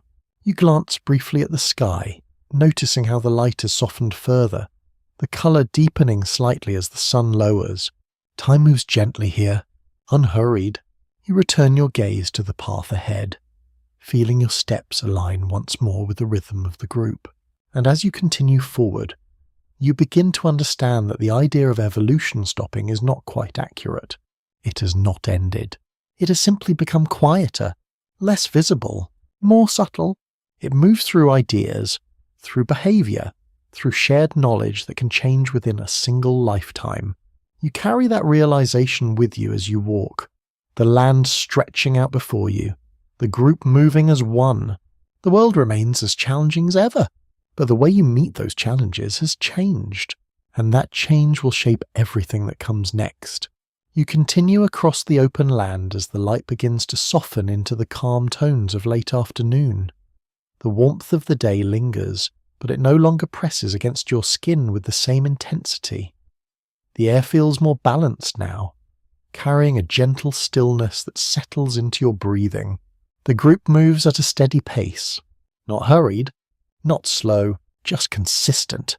Ahead, the land begins to change again. The ground appears more even, the vegetation more regular. You notice patches of grass that seem to grow in thicker clusters, along with small areas where the soil looks darker and slightly disturbed. It feels different from the wild, scattered growth you've seen before. You slow slightly, observing. Something here is more organized, not in a structured way, but in a way that feels intentional. You move closer, kneeling briefly to touch the ground. The soil is softer, looser, as if it has been turned or moved recently. Small plants push through in uneven lines, not entirely natural in their arrangement. You pause, considering. A commonly accepted view is that the shift toward agriculture marked one of the most significant changes in human history. Instead of relying solely on hunting and gathering, humans began to cultivate plants, growing their own food in specific areas. You're standing at the edge of that shift, not fully within it yet, but close enough to sense it. A lesser-known insight is that early farming did not appear all at once. It developed gradually, with groups experimenting with planting seeds, tending to certain plants, and returning to the same locations over time. This slow transition blended with existing hunting and gathering practices for many generations. You brush your fingers lightly across the soil again. It holds a different kind of promise, not immediate, but sustained. You look around, noticing how the group reacts. Some continue walking, barely acknowledging the change. Others pause briefly, examining the plants or the ground before moving on. There is no full commitment here, only curiosity. Some researchers suggest that early humans may have been hesitant to fully adopt farming at first. While it offered a more reliable food source, it also required staying in one place for longer periods, which brought new challenges. You begin to understand that hesitation. Movement has always been your strength. Freedom. Flexibility, the ability to leave when resources run low. Farming changes that. It asks you to stay, to invest time in a single place, to depend on something that grows slowly rather than something that can be found or hunted. You stand again, your body adjusting easily as you rejoin the movement of the group. The land continues forward, but your thoughts linger on what you have seen. A curious observation is that early agricultural communities often experience changes in physical health. While farming increased food availability, it sometimes led to less varied diets and new forms of strain on the body from repetitive labor. You consider this quietly. It is not a simple improvement. It is trade. You look at your hands again as you walk. Strong, adaptable, built for movement. What happens when movement is reduced? What happens when survival depends less on endurance and more on tending a single place? You take a slow breath. The air carries a faint scent of soil and growing plants, blending with the dry tones of the surrounding land. Some specialists suggest that the shift to agriculture marked the beginning of a new phase in human evolution, where cultural practices began to shape daily life more strongly than environmental pressures alone. You feel that possibility now. It is subtle, but present. The group moves beyond the patches of disturbed soil, returning to more familiar terrain. The land stretches out once again in its natural variation, the signs of early cultivation fading behind you. And yet, something remains. An idea, a direction, You begin to understand that this change will not happen all at once. It will come slowly, in small steps, experiments, choices. Some groups will adopt it. Others will not. Some will stay. Others will continue moving. The path will split. You walk forward, your steps steady, your senses open. The sun lowers further, casting long shadows across the ground. The light softens into warmer tones, giving the landscape a gentle glow that feels calm and almost quieting. The group remains connected, moving together as it always has.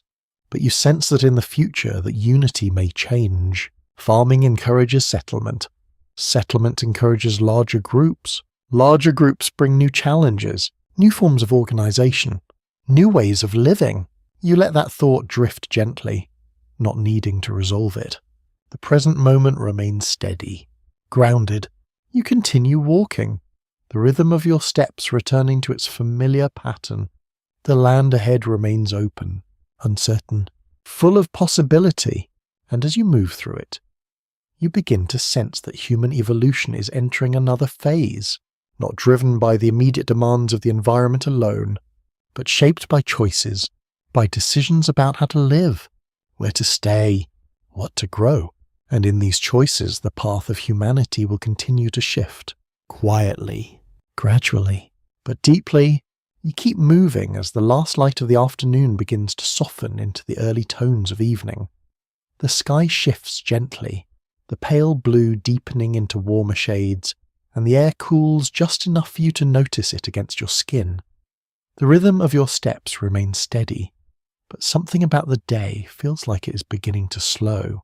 The group senses it too. Movement becomes less about covering distance and more about finding a place to pause.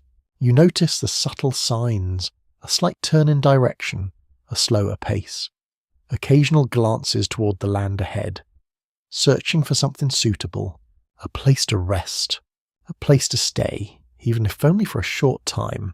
The terrain begins to flatten, opening into a wide stretch of ground that feels stable and familiar. The grass here is shorter, the soil firm, and the wind moves across it in smooth, uninterrupted patterns. You feel a quiet sense of ease. This place is not harsh, not demanding, just manageable. Many researchers point out that as humans began to encounter more stable environments, the need for constant movement started to lessen in certain regions. When food and water were more predictable, groups could afford to remain in one place for longer periods. You slow your pace, stepping onto the open ground as the group begins to gather more closely together. There is no immediate action, no rush to build or prepare, just a quiet settling. You lower yourself to the ground, feeling the firm surface beneath you. It is not soft, but it is comfortable enough.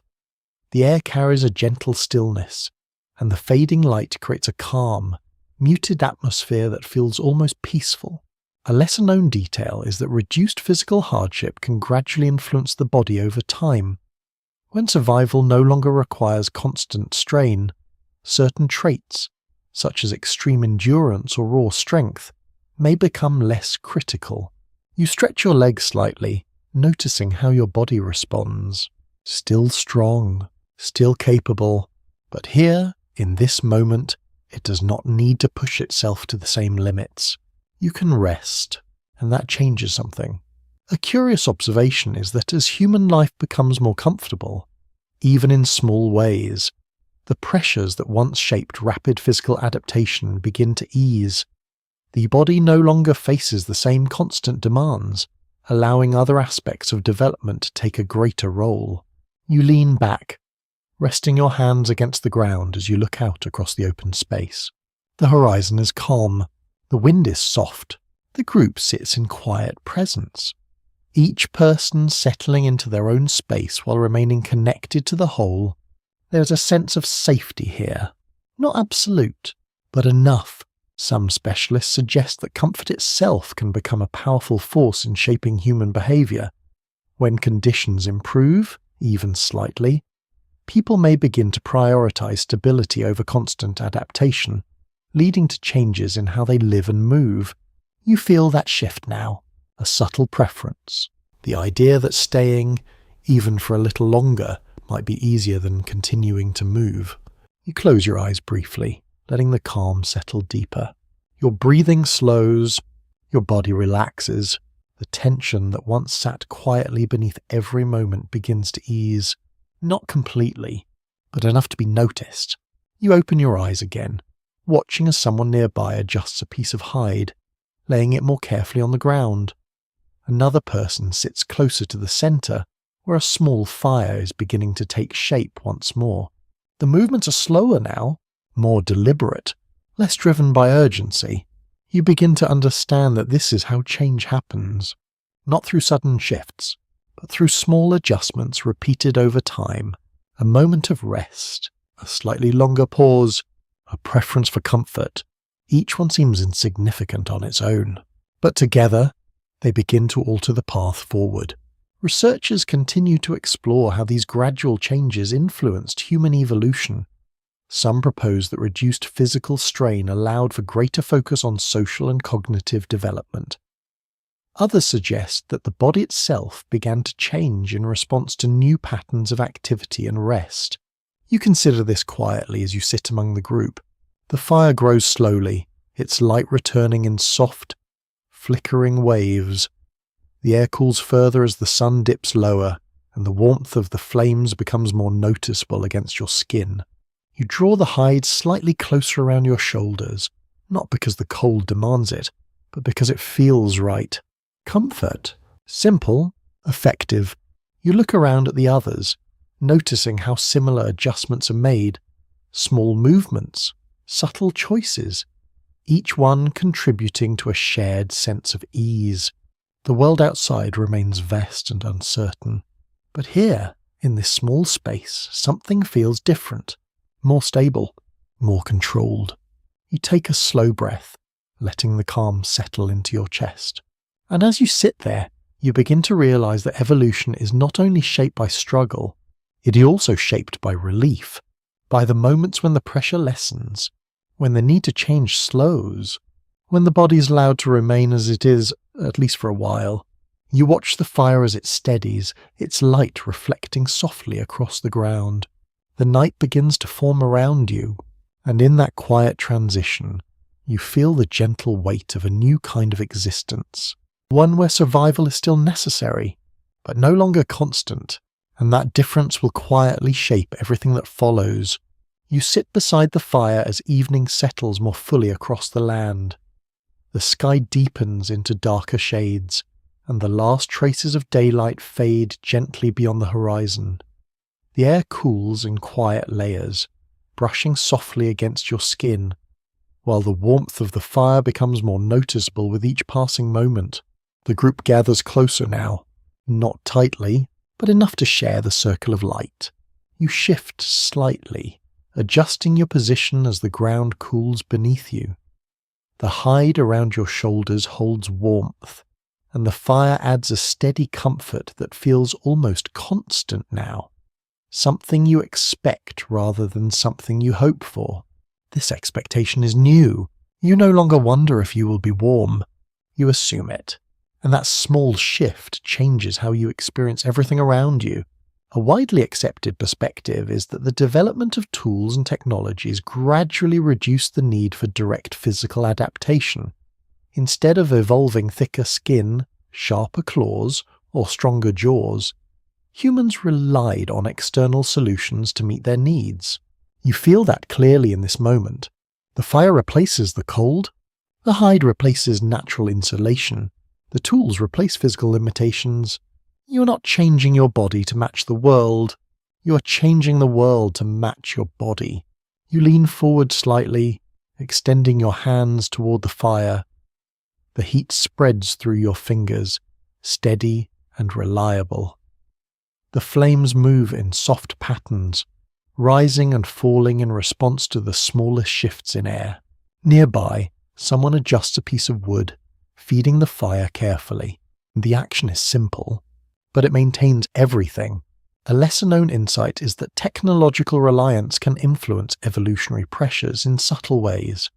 When external tools solve problems that once required physical adaptation, the urgency for biological change may decrease.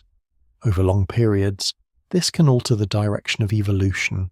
You let that idea settle as you watch the fire. The body remains important, but it is no longer the only solution. You glance at the others in the circle. Each person carries tools, hides, small objects shaped for specific purposes. These items extend their abilities, allowing them to do more than their bodies alone would permit. A curious observation is that as technology becomes more central to survival, it can spread quickly within a group. A new tool or technique does not require generations to develop. It can be learned, shared, and used within a short time, changing behavior almost immediately. You pick up a small tool resting beside you, turning it slightly in your hand. Its edge catches the firelight, reflecting a soft glow. It is simple, yet precise, shaped by intention and understanding. You imagine what it would be like without it. Harder, slower, less efficient. You set it down again, feeling a quiet appreciation for something so small yet so impactful. Researchers continue to explore how the increasing role of technology influenced human development. Some suggest that it allowed humans to adapt more rapidly to new environments. Others believe it shifted the balance of evolution, placing greater emphasis on learning and innovation rather than physical change. You sit back, letting your hands rest against the ground as you consider this. The fire crackles softly. The night deepens. The group remains calm. There is no immediate danger, no urgent need to act. This stability allows something else to grow. Dependence, not in a negative sense, but as a natural outcome. You begin to rely on these tools, these methods, these shared practices.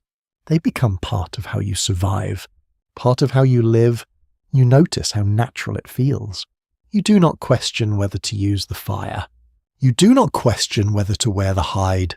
You simply do. Some specialists suggest that this growing reliance on external solutions marked a significant turning point in human evolution. As tools and technology became more advanced, they reduced the need for certain physical traits, allowing cultural development to take a leading role. You feel that shift clearly now. It surrounds you. It supports you. It changes the way you interact with the world. You look out beyond the circle of light into the darkness that stretches across the land. The night remains vast and unknown, filled with sounds and movements that you cannot fully see. And yet, you do not feel as vulnerable as you might have before. The fire protects. The group supports. The tools prepare. This layered system of survival creates a sense of security that did not exist in earlier times. You take a slow breath, letting the cool air mix with the warmth of the fire. The balance feels steady, a quiet contrast between the world outside and the space you have created within it.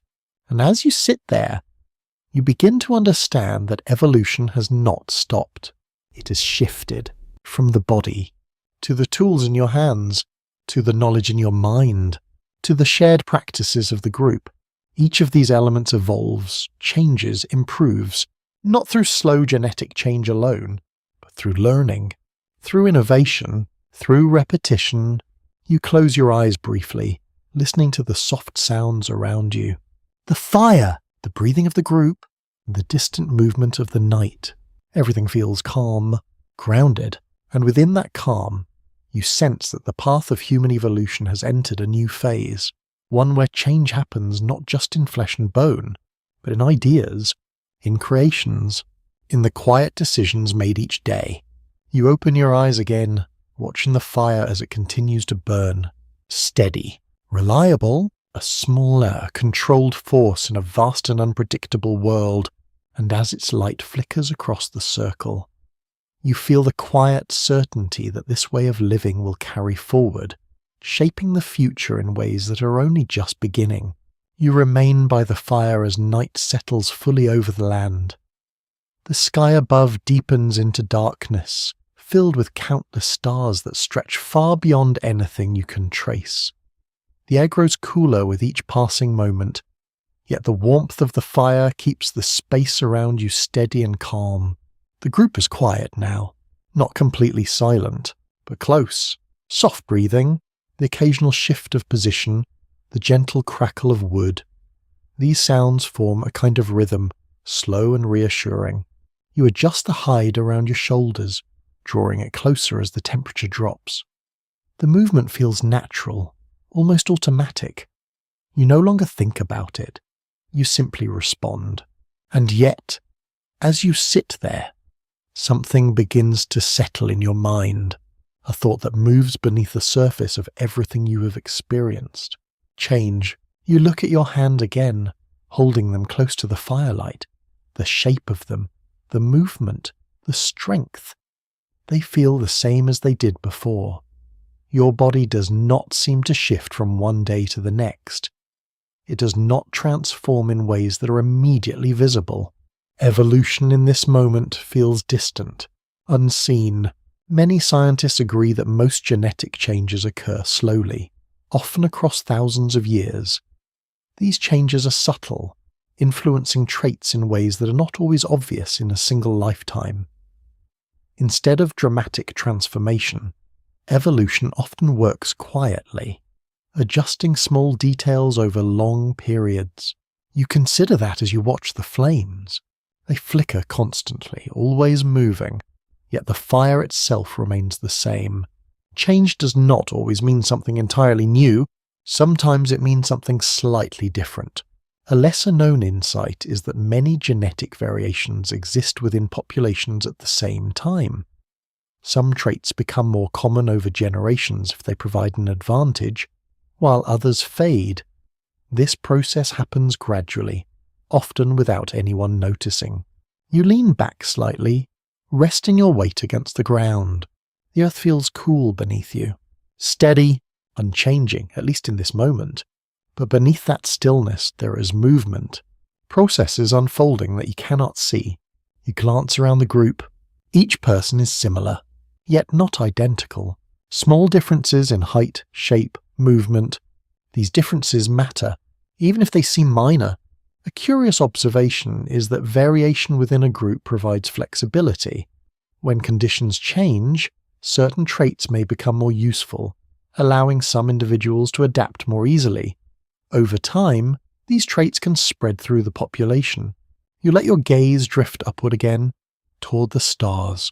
The sky feels endless, unchanging. Yet you know, in some quiet way, that it too shifts over time, just not in a way that can be seen from a single moment. Researchers continue to explore how environmental and cultural factors interact with genetic change. Some suggest that as humans gained more control over their surroundings, the pace of visible physical evolution appeared to slow. Others point out that evolution never truly stops, even if it becomes less obvious. You breathe slowly, letting the cool night air settle into your lungs. The fire beside you burns steadily, reliable, constant, and you begin to understand something important. Evolution has not disappeared. It has simply become harder to notice. You no longer see rapid changes in the body because many challenges are now managed in other ways. Tools, fire, clothing, cooperation. These reduce the need for immediate biological responses. But beneath all of that, small changes continue. Quietly, unseen. You shift slightly, adjusting your position as the ground cools further. The group remains calm, resting within the circle of light. The world beyond remains vast and unpredictable, but here, within this space, everything feels contained, stable. You think about the idea of recovery, of something being lost and never regained. It does not feel accurate. Nothing has been lost. It has changed. What once happened through the body now happens through other means, through thought, through shared knowledge, through the tools you create and use. Some specialists suggest that this shift allowed humans to expand into environments that would have been impossible to survive in through physical adaptation alone. Instead of waiting for the body to change, humans change the conditions around them. You feel that clearly. You are not weaker. You are different. You rely on systems, on connections, on things that exist outside your body but remain closely tied to it. You close your eyes for a moment, letting the warmth of the fire and the quiet presence of the group settle into a calm, steady feeling. There is no urgency here, no immediate demand, just the slow passage of time. And within that time, change continues, even if you cannot see it. You open your eyes again, watching the fire as it burns. Its shape shifts constantly, yet its presence remains. A quiet reminder that change does not always need to be dramatic to be real. You take a slow breath, letting the calm of the night settle deeper within you. And as you sit there, you begin to understand that evolution has not stopped. It has simply moved into a quieter form, one that unfolds slowly, gently, almost invisibly, yet always present, always continuing. You remain seated as the night deepens, the fire now burning lower but still steady enough to hold the darkness at a gentle distance. The air has grown cooler, settling into a quiet stillness that feels almost soft against your skin. Around you, the group rests in scattered positions, some lying down, others sitting with their heads lowered in calm awareness. You do not sleep yet. Your body's relaxed, but your mind continues to move.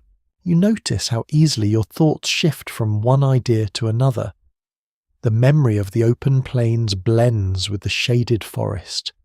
The encounter with other humans merges with the warmth of the fire. These are not separate moments anymore. They're connected, forming something larger within you. A pattern, a sense of continuity. Many cognitive scientists suggest that the human brain became especially powerful, not because of its size alone, but because of its ability to connect ideas across time. This capacity allows you to link past experiences with present conditions and future possibilities. You feel that clearly now. You're not only aware of what is happening, you are aware of how it relates to everything else. You glance toward the fire, watching the embers glow faintly beneath the surface. They do not flare brightly anymore, yet they remain alive, holding heat that can be brought back with a small effort. It reminds you of something. The body, the mind, both holding potential, even when not immediately visible. A lesser-known insight is that as the human brain developed, it began to use energy more efficiently for complex tasks such as planning, social understanding, and abstract thinking. This shift required a balance. As the brain consumes a significant portion of the body's energy, you adjust your position slightly, resting one arm across your knees. Your body is still, but your thoughts continue. You begin to consider the people around you in a new way, not just as part of the group, but as individuals with their own thoughts, their own experiences, their own understanding of the world. You notice how someone shifts in their sleep, how another stares quietly into the fire, how a third adjusts their position, pulling a hide closer. Each action carries meaning. Even when unspoken, researchers continue to explore how humans develop the ability to understand the thoughts and intentions of others. This capacity, sometimes referred to as social awareness, allows individuals to predict behavior, build trust, and cooperate more effectively. You feel that awareness growing within you. You do not need words to sense what others might do. You recognize patterns, expressions, subtle movements.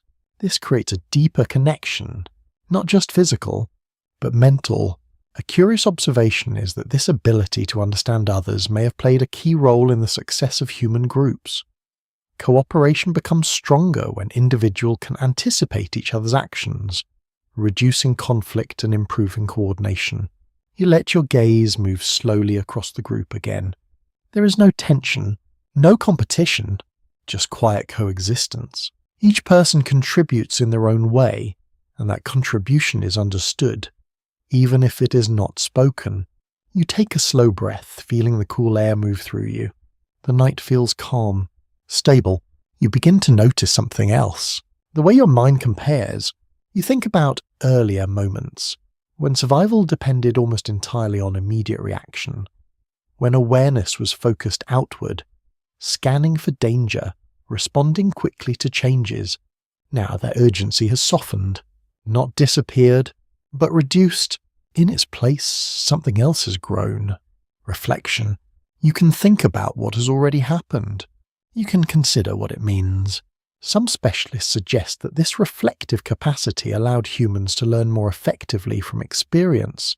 Instead of repeating the same actions, individuals could adjust behavior based on past outcomes, improving over time. You feel that process now. You remember. You evaluate. You adjust. This is not instinct alone. It is learning. You lean slightly forward, placing your hand near the ground where the warmth of the fire still lingers. The soil feels warm in some places, cool in others, holding traces of both day and night. This balance mirrors something within you. The body remains connected to the environment. The mind moves beyond it. A lesser-known observation is that as human societies became more complex, mental abilities such as memory, attention, and problem-solving became increasingly important. These traits could influence survival just as much as physical strength. You sit quietly, letting the idea settle. Evolution is no longer only about physical change. It is about mental capacity, social understanding, the ability to navigate not just the environment, but relationships. You look at the group once more, seeing not just individuals, but a network of connections. Each person linked to the others, each action influencing the whole. You are part of that network, and it shapes how you survive. You close your eyes briefly, letting the calm of the night settle deeper within you. Your breathing slows, your thoughts soften. The fire continues to glow quietly. The group remains steady. The world outside is vast, but within this circle, everything feels contained. And as you sit there, you begin to understand that the evolution of the human mind has become one of the most powerful forces shaping your existence. Not visible, not physical, but deeply influential. It changes how you think, how you connect, how you adapt, and in doing so, it quietly guides the future in ways that are only just beginning to unfold. You remain in the quiet circle of fading firelight, the night now settled into its deepest calm. The stars above seem brighter, clearer, stretching across the sky in silent patterns that feel both distant and strangely familiar. The air is cool, but not harsh, and the ground beneath you holds just enough warmth from the day to keep you comfortable. Around you, the group rests. Some sleep, some remain still, eyes half open, drifting between awareness and rest. You find yourself in that same space. Not fully asleep, not fully awake, and in this calm, your thoughts begin to gather again. You think about everything you have seen, the open plains, the shaded forests, the flowing water, the fire, the tools, the quiet exchanges of sound, the subtle bonds between people. All of it connects, all of it builds towards something.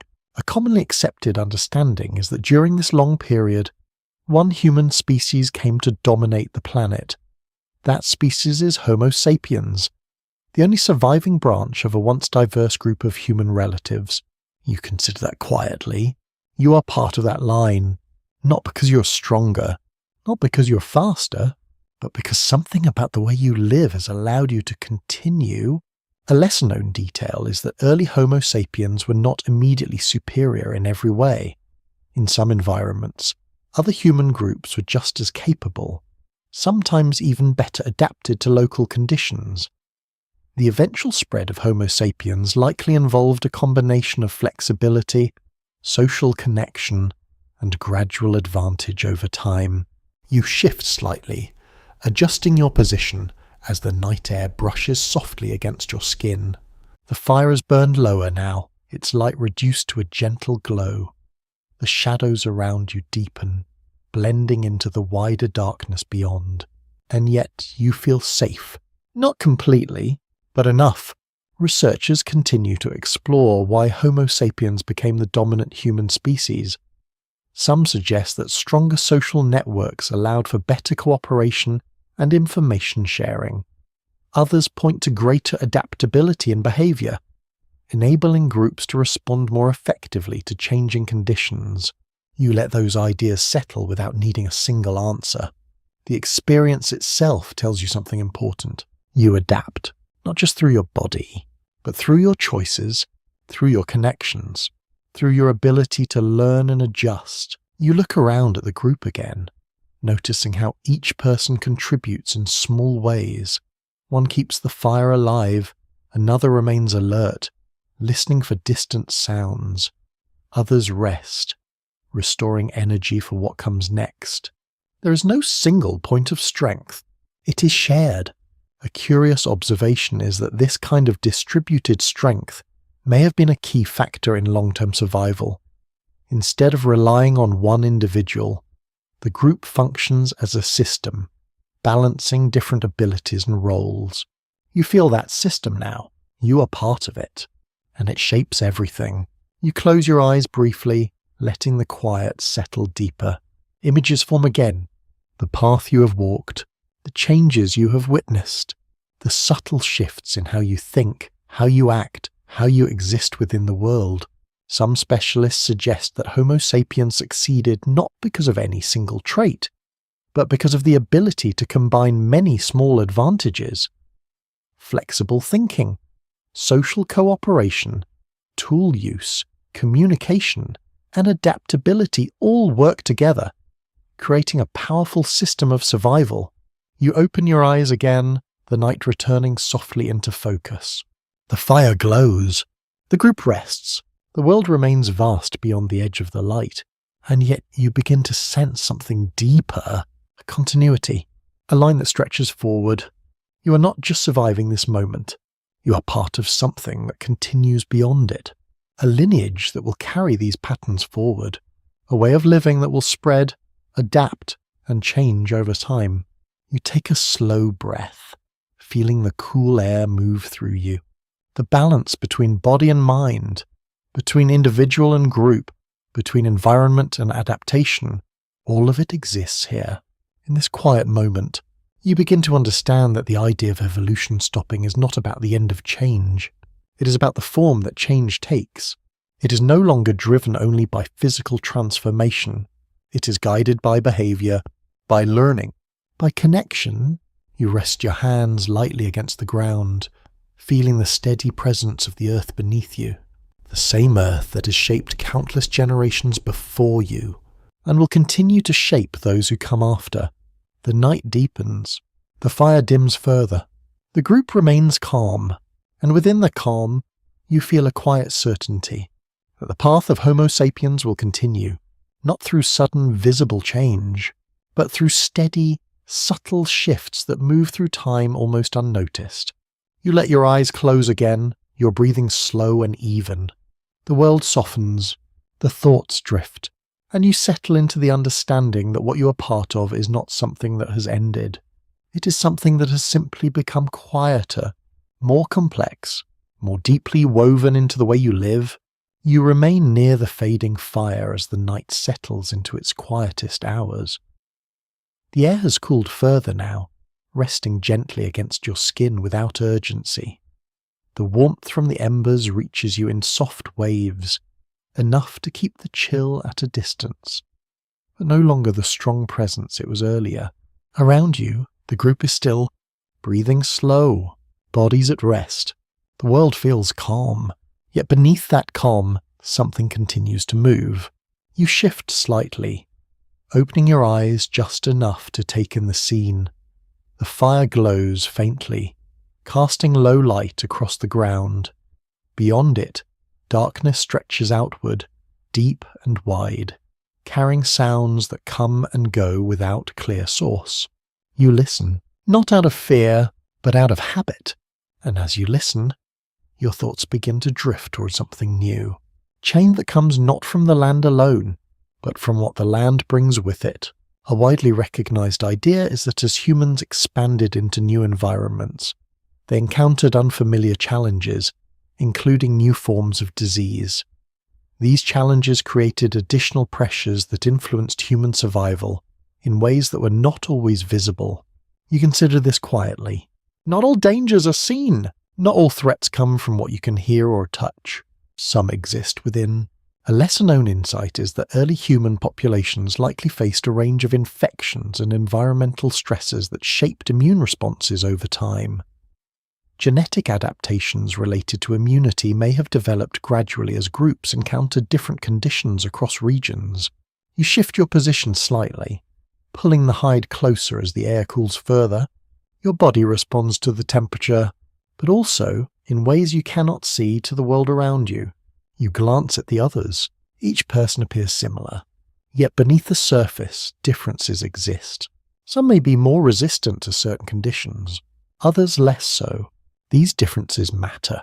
Even if they are not immediately visible, researchers continue to examine how exposure to new environments influenced human biology. Some propose that movement into different climates and ecosystems introduced new selective pressures, shaping traits such as resistance to disease or tolerance to certain conditions. You let that idea settle as you sit quietly. Evolution is not only about strength or speed, it is also about resilience, about the ability to endure what cannot always be avoided. A curious observation is that as human groups grew larger and more connected, the spread of disease may have increased. Close contact and shared living spaces created conditions where certain illnesses could move more easily between individuals. You think about the group around you, the closeness, the shared space. The benefits of cooperation are clear, but there are trade-offs. Connection brings strength, but also vulnerability. You take a slow breath, feeling the cool air move through your chest. The balance is delicate, always shifting.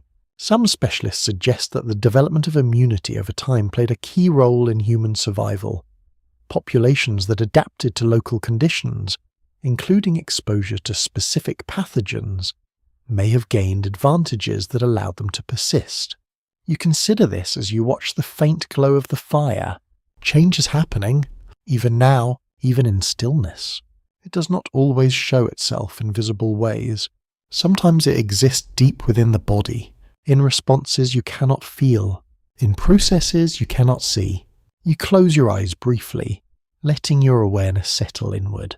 Your breathing remains calm, your body relaxed, but beneath that calm, countless small processes continue, adjusting, responding, adapting.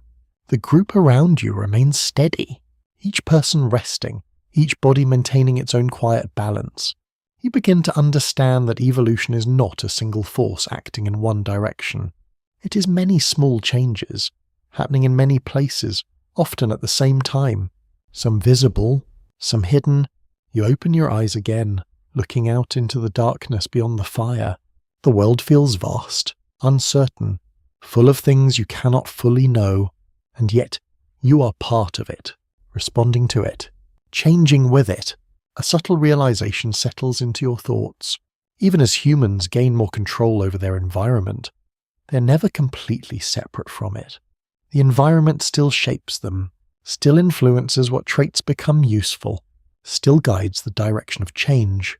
You shift slightly, letting your body settle more comfortably against the ground. The fire dims further, the night deepens, the group remains calm, and within that calm, you begin to sense that evolution continues in ways that are easy to overlook, not just through visible struggle, but through quiet adaptation, through resilience, through the ability to endure and adjust to what cannot be fully controlled.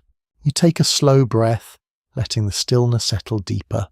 The world outside remains unpredictable, but within you and within the group, something continues to change, quietly, steadily, almost unnoticed. And that quiet change will carry forward, shaping the future in ways that are only just beginning to unfold. You remain close to the fading warmth of the fire, the night now fully settled into a deep, quiet stillness.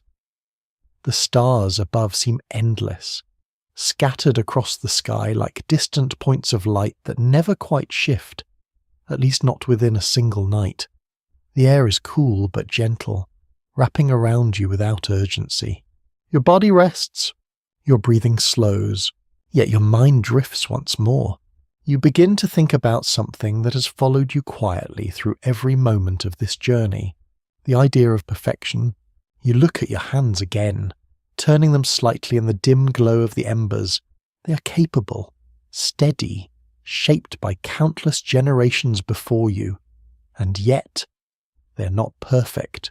They tire, they feel cold, they require care. A commonly accepted principle in biology is that evolution does not aim for perfection. It favours traits that are good enough to survive and reproduce within a given environment. This means that many features of the human body are not ideal, but simply sufficient. You let that idea settle gently. It changes the way you see yourself. You are not the final form. You are a working form. A lesser-known detail is that some traits persist even if they are not entirely beneficial, as long as they do not prevent survival. Others may exist because they were useful in the past, even if their importance has faded over time. You shift slightly, adjusting your position as the ground cools further beneath you. Your body responds in small ways. Subtle discomfort, a need to move, a reminder that it is not perfectly suited to every condition. You glance at the others in the group. They share these same traits: strength, flexibility, but also limitation. Researchers continue to explore how human traits reflect compromises rather than optimal designs. For example, the structure of the spine allows for upright movement but can also lead to strain. The size of the brain provides advanced thinking but requires significant energy. You consider this quietly. Every advantage carries a cost. Every adaptation involves balance. A curious observation is that many features of the human body make more sense when viewed in the context of earlier environments. What seems inefficient now may have been useful in a different setting, shaped by conditions that no longer exist in the same way. You let your gaze drift upward again, toward the stars. They feel constant, unchanging. Yet you know, in some distant way, that they too evolve over time. Just on a scale far beyond your perception, you bring your attention back to the present, to the quiet circle of light and shadow around you. The fire has nearly faded now, its glow reduced to faint embers that pulse gently with remaining heat.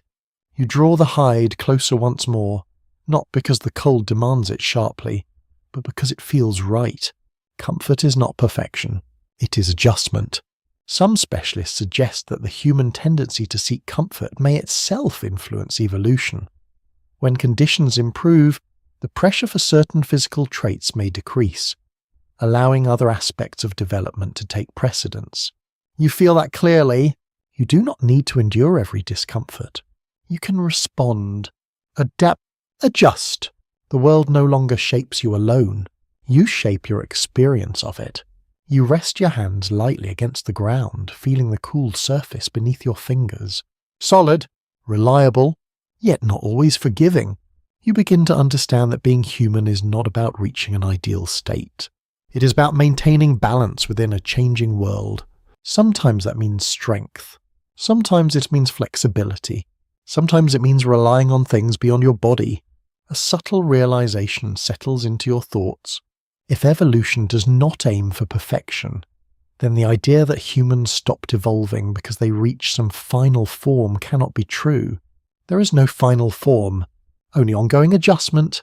Researchers continue to examine how modern environments influence human traits. Some suggest that as lifestyles change, new pressures emerge, shaping future adaptations in ways that are difficult to predict. You let that idea drift gently. The future is not fixed, it is open. Just like the land you've been walking across, you close your eyes for a moment, letting the calm of the night settle deeper. Your breathing remains steady, your body relaxed. The group around you rests in quiet harmony, and within that stillness, you feel a quiet clarity. You are not perfect. You are not finished.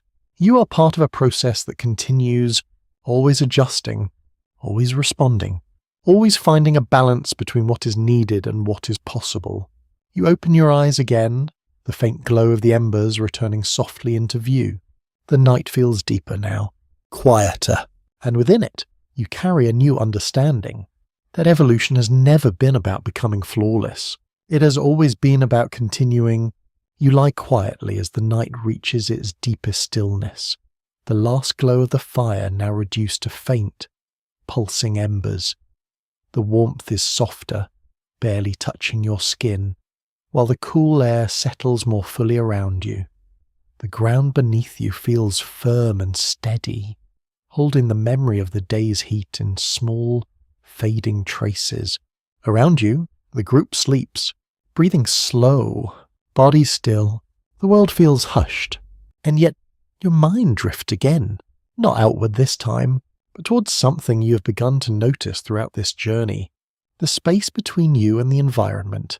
You open your eyes slightly, looking beyond the dim light into the darkness that surrounds your resting place. The land is still there, vast and unpredictable, filled with movement and uncertainty that you cannot fully see, but it feels distant, not physically, but in how it reaches you. A widely supported view is that over time, humans began creating environments that reduced direct exposure to natural conditions. Shelters, controlled fire, and later more complex structures allowed people to shape their surroundings rather than simply endure them. You feel that clearly now. The hide around your body softens the cold. The embers still provide warmth. The group offers protection. You are not fully exposed. You are buffered. A lesser-known detail is that even simple changes to living spaces can significantly alter survival pressures. By reducing exposure to extreme temperatures or threats, humans may have decreased the need for certain physical adaptations that would otherwise be necessary. You shift slightly, adjusting your position as the cool air brushes gently against your face. Your body responds, but it does not struggle. The environment is no longer pressing directly against every part of you. You've created a layer between yourself and the world. You glance at the others again, their forms barely visible in the low light. Each person rests within that same layer of protection, shaped by shared practices and simple tools. This changes something important. A curious observation is that when living conditions become more controlled, the forces of natural selection can weaken in certain ways. Traits that might once have been critical for survival may become less essential if the environment itself is managed. You let that idea settle, not as a conclusion, but as a quiet possibility. You close your eyes briefly, feeling the calm settle deeper into your body. The night continues, time moves slowly, and within that stillness, you begin to sense how this shift might grow over time. If you can create small pockets of safety now, what might happen if those spaces become larger, more stable, more permanent? Some researchers propose that as humans developed more advanced forms of shelter and social organization, they increasingly lived in environments shaped by their own actions rather than by nature alone. You imagine that for a moment. Spaces where the wind does not reach, where warmth can be maintained, where food can be stored, where danger is reduced. It feels distant, yet connected to what you already experience. You take a slow breath, letting the cool air move gently through you. The balance between exposure and protection is shifting, not completely, but enough to be noticed. You are still part of the natural world, but you're also beginning to step slightly outside of it. You rest your hand against the ground, feeling the cool surface beneath your fingers, solid, unchanged. And yet, your relationship to it has changed. You're no longer entirely dependent on adapting your body to match its conditions. You can adjust your surroundings, even if only in small ways. Some specialists suggest that this ability to shape environments may have contributed to the perception that human evolution slowed. When challenges are reduced or managed, the need for rapid physical change decreases. You consider this quietly. The body does not need to change as quickly if the world becomes easier to live in. But that does not mean change has stopped. It has simply taken a different path.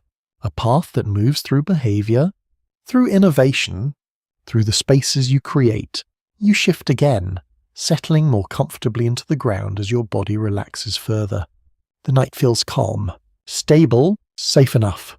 You begin to notice how your thoughts slow as well, becoming softer, less focused, drifting gently from one idea to another. The group remains steady around you, each person resting within the shared space that you have created together. This is not just survival, It is a form of control, not over everything, but over enough to make a difference. You take another slow breath, letting the stillness deepen. And as you lie there, you begin to understand that humans are no longer fully shaped by the world alone. They are beginning to shape the world around them, and in doing so, they change the forces that once drove their evolution so strongly. You close your eyes again, the darkness settling softly around you. The embers glow faintly.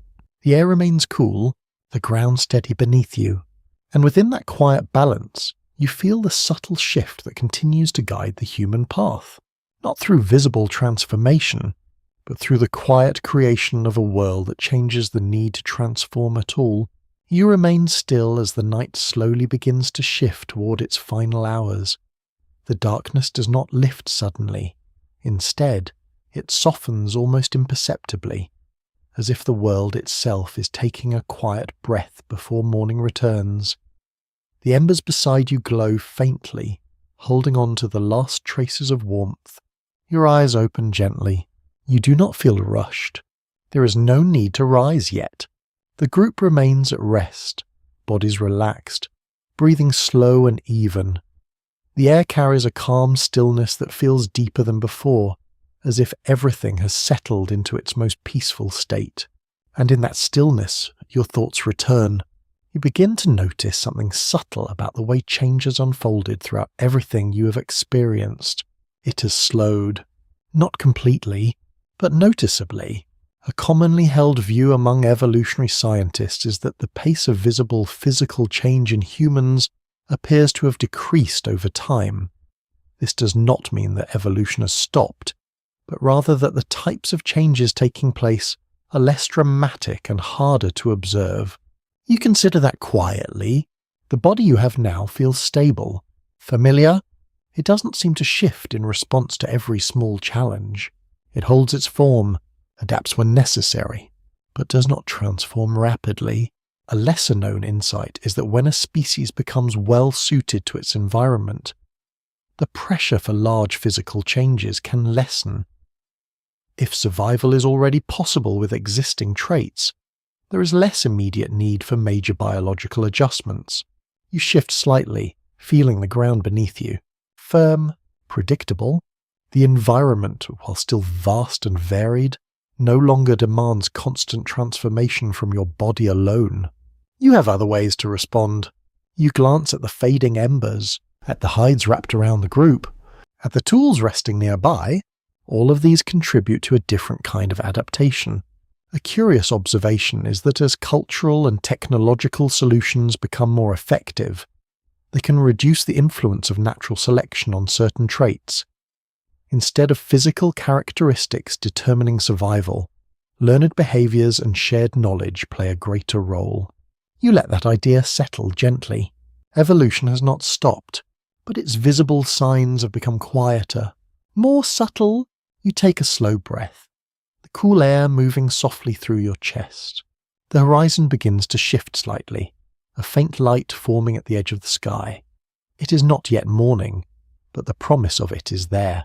You feel a sense of continuity, a steady progression from night to day, from one moment to the next.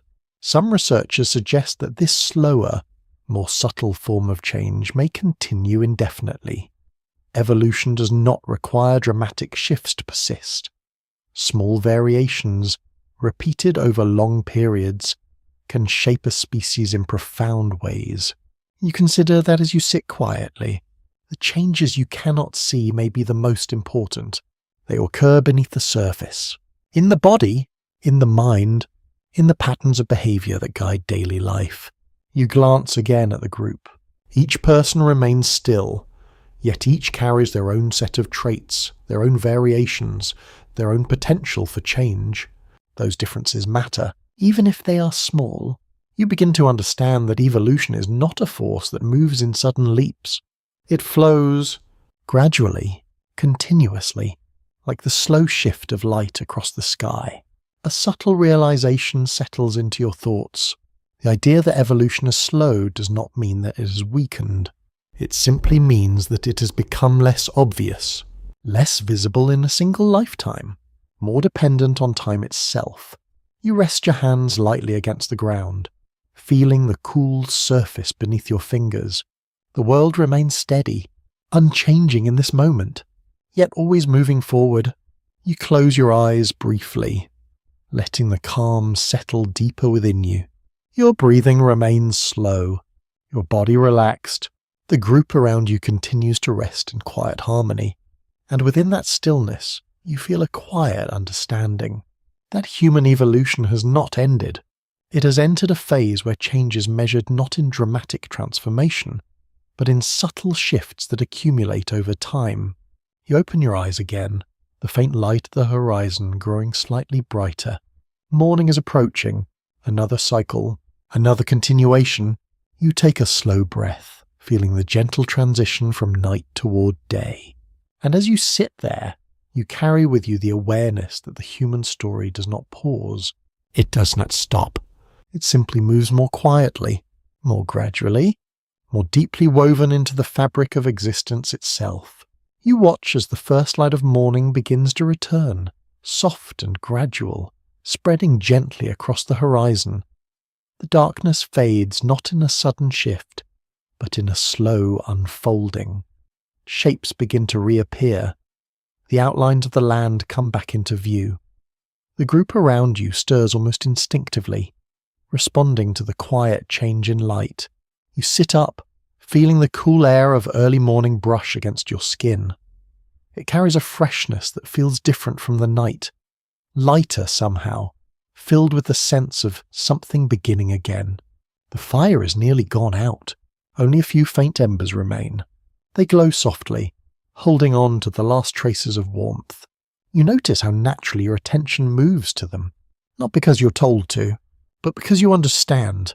Fire must be maintained. Without it, the coming night will be colder, more uncertain. You reach forward, gently placing a small piece of dry material near the embers, feeding them carefully. Others do the same, each movement quiet and deliberate. Soon, a faint flicker returns, followed by a thin thread of smoke rising into the morning air. This process feels familiar now, expected. A commonly accepted idea is that maintaining fire became a continuous responsibility for early human groups. Rather than creating it from nothing each time, they preserved embers and carried them when possible, ensuring that fire remained available. You sit back slightly, watching the flame grow again. Small at first, then steady. The warmth begins to spread. You feel it against your hands, your face, comfort returning. A lesser-known insight is that the ability to control fire consistently may have influenced where humans could live. It allowed them to occupy colder regions and extend their activity into darker hours, shaping both survival and daily patterns. You rise slowly, stretching your body as the group begins to prepare for movement once more. The light continues to grow. The sky shifts from soft grey to pale gold. The land reveals itself again in quiet detail.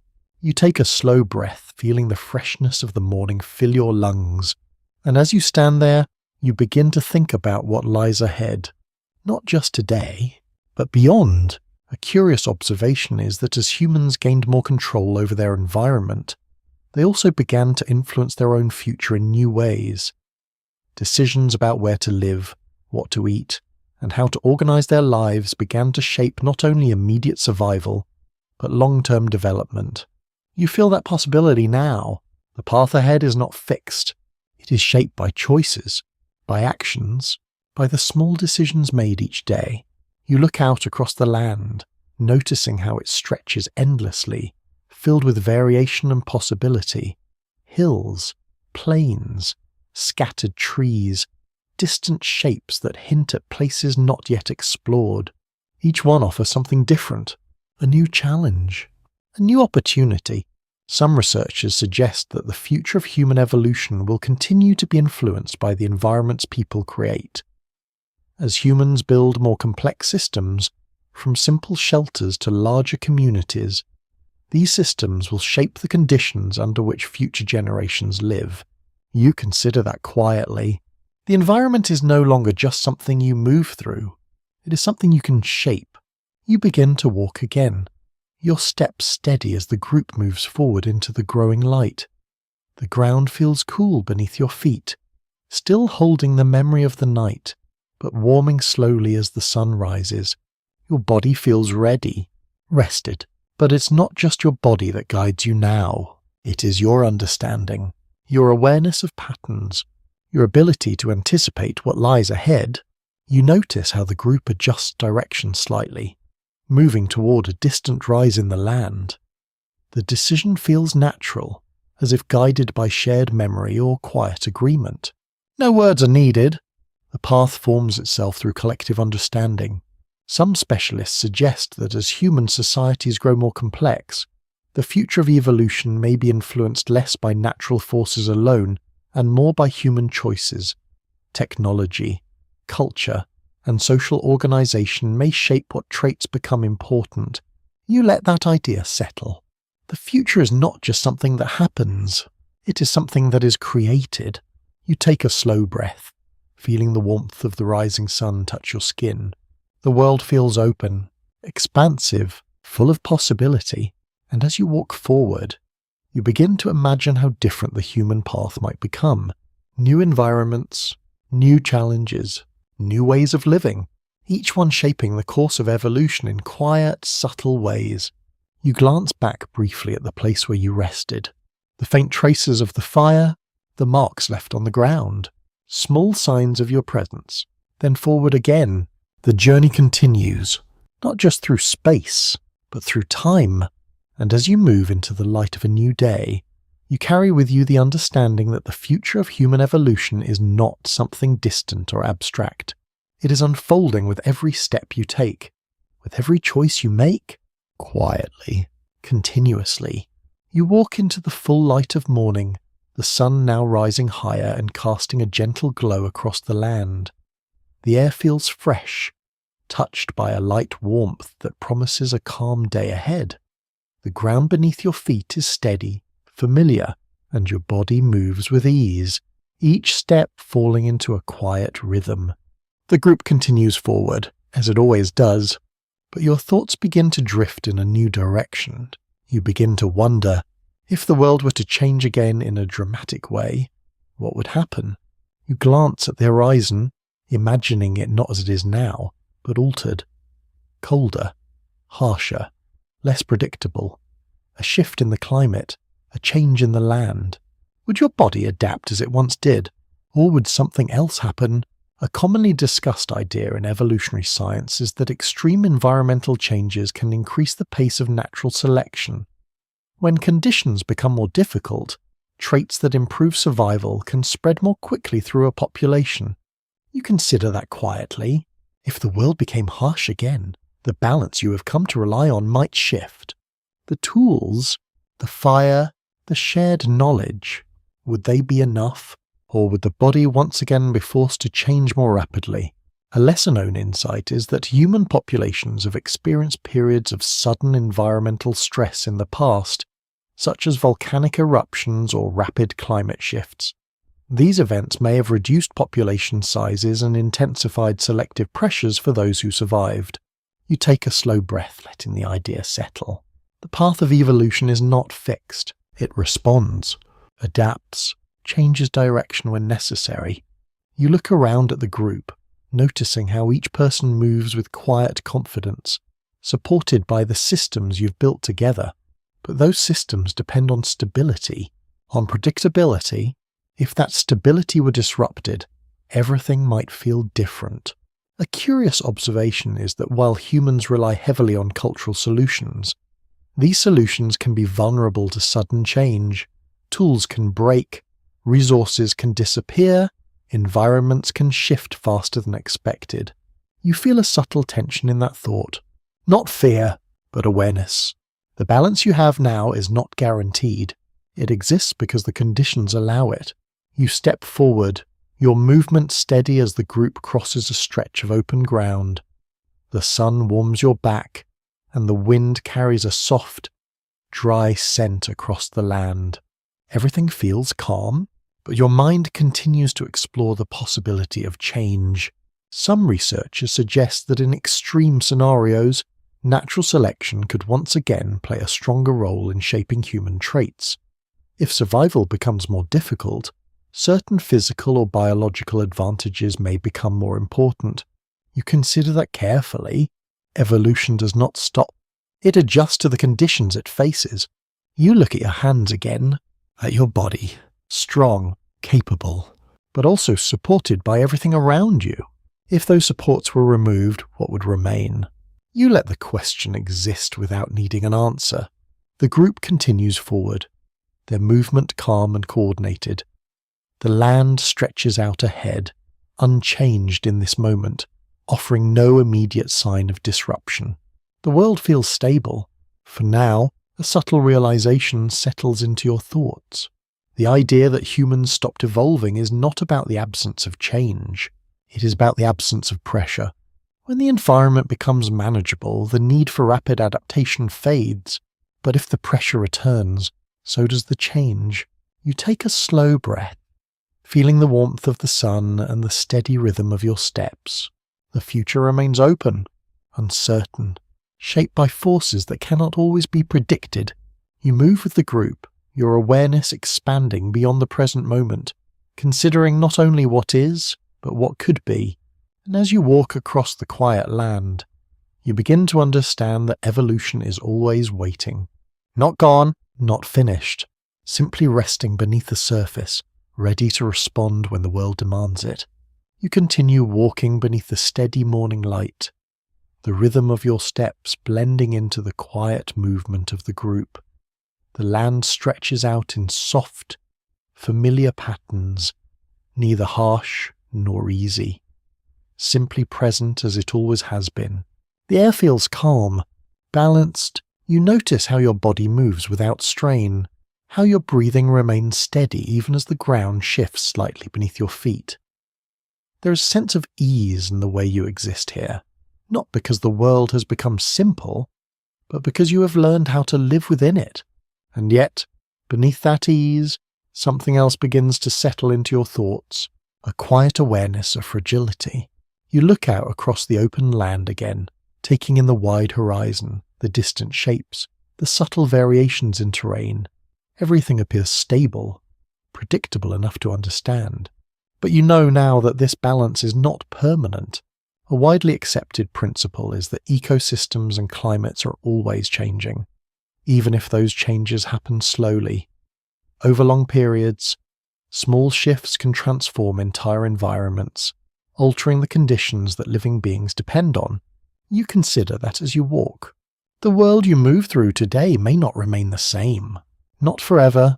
A lesser-known insight is that even slight changes in temperature, rainfall, or resource availability can influence survival over time. These changes do not always happen dramatically, but they can reshape patterns of life in quiet and lasting ways. You step over a narrow line of stones, your body adjusting effortlessly. Your strength remains, your awareness remains, but you begin to sense how much you rely on the balance around you. The fire, the group, the knowledge you carry, all of these create a system that supports you. A curious observation is that systems, no matter how stable they seem, often depend on many small parts working together. If one part changes, the balance can shift, sometimes in ways that are not immediately obvious. You feel that now. The stability you experience is not absolute. It is built, maintained, dependent on conditions that can change. You glance at the others in the group, noticing how each person moves with quiet confidence, unaware of how fragile that balance might be, not because they are careless, but because the present moment feels secure, and in many ways that it is. You take a slow breath, letting the calm settle into your chest. There is no immediate threat, no sign of disruption, just the steady continuation of the journey. Some researchers suggest that modern humans, with their reliance on cultural and technological systems, may be more vulnerable in certain ways than earlier populations. When survival depends on complex systems, disruptions can have wider effects. You let that idea rest gently, not as a concern, but as an understanding. The more you shape the world to suit your needs, the more you depend on that shaped world. You walk a little farther, the ground smoothing beneath your feet as the terrain levels out again. The sun continues its steady rise, warming the land in soft, even layers. The group remains connected, balanced, each person contributing to the quiet flow of movement. You begin to realize that this balance between control and vulnerability is part of what defines your existence now. You are no longer fully exposed to the raw forces of nature, but you are not entirely separate from them either. You exist in between. Some specialists suggest that this in-between state will continue to shape the future of humanity. As people create more controlled environments, they also create new forms of dependency, new kinds of challenges that did not exist before. You consider that as you walk. The path forward is not simpler, it is different. You take another slow breath, feeling the warmth of the sun and the steady rhythm of your movement. The world remains vast, complex, full of changes that unfold over time, and within that world, you move as part of a system that both protects and depends on you. A subtle realization settles into your thoughts. The idea that humans stopped evolving overlooks something important. Evolution is not only about adapting to nature, it is also about adapting to the systems you create. You are shaping your environment, and in doing so, you are shaping the conditions that will influence future change. You look ahead again, the horizon stretching wide and open. There is no clear end, no final destination, only continuation. You move forward with the group, your steps steady, your awareness calm, and as you do, you carry with you the understanding that the balance you experience is both strong and delicate, stable, yet always capable of shifting, and that quiet tension between control and vulnerability will continue to guide the path of human evolution in ways that are not always easy to see.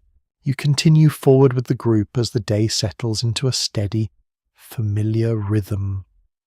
The morning light has fully spread across the land now, gentle and clear, revealing every subtle rise and dip in the terrain. The air feels calm against your skin, neither cold nor hot, but balanced in a way that makes movement feel almost effortless. Each step you take feels simple, natural, unforced, and yet, as you walk, something within you begins to slow as well. Not your body, but your thoughts. They no longer rush ahead through possibilities or questions. Instead, they begin to settle into something quieter, something more reflective, as if the long path you have travelled is finally beginning to make sense in a single continuous shape. You look around at the world one more time. The open land, the distant horizon, the group moving steadily beside you.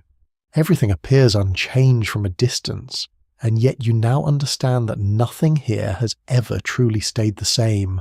A widely recognized view in evolutionary biology is that human development is shaped by both biological change and environmental influence working together over long periods of time. Neither operates alone. Each continuously affects the other in subtle and ongoing ways. You consider that as you walk. Nothing about your existence is separate from the world around you. A lesser-known insight is that even when large visible changes are absent, small shifts at the genetic and behavioral level continue across generations. These shifts may only become noticeable when viewed across vast spans of time. You feel that quiet truth now, not as an idea, but as something lived. You are not static. Neither is the world. You glance briefly at your hands again, then at the people beside you. Each of you carries the same basic form, yet no two lives are identical. Experience, environment, knowledge, and chance all shape the direction of what you become. A curious observation is that humans often perceive change only when it becomes dramatic or visible, even though much of what defines evolution happens gradually and beneath immediate awareness. You begin to understand why it can feel as if evolution has stopped, because most of it no longer announces itself. It no longer needs to. You step forward, the ground steady beneath you, the group moving as one unified flow across the landscape. There is no struggle in the motion now, only continuity. And as you continue, you begin to see the full shape of what you have been walking through all this time. Humans did not stop evolving. They changed how evolution expresses itself, from physical transformation alone to something broader, something shared, something shaped by fire, tools, language, cooperation, memory, and the environments created between people. You take a slow breath as the wind moves gently across the open land. The world feels vast, but no longer unfamiliar. You are part of it, and it is part of you, and within that connection, evolution continues, not as a sudden force, but as a quiet unfolding that stretches through time, shaped by every choice, every adaptation, every small step forward. The journey does not end here. It never truly ends. It only continues in new forms. And as you walk with the group into the open light, you carry that understanding with you, that what once seemed like an ending was only a transition, a shift into something quieter, something deeper, something still becoming. Sweet dreams.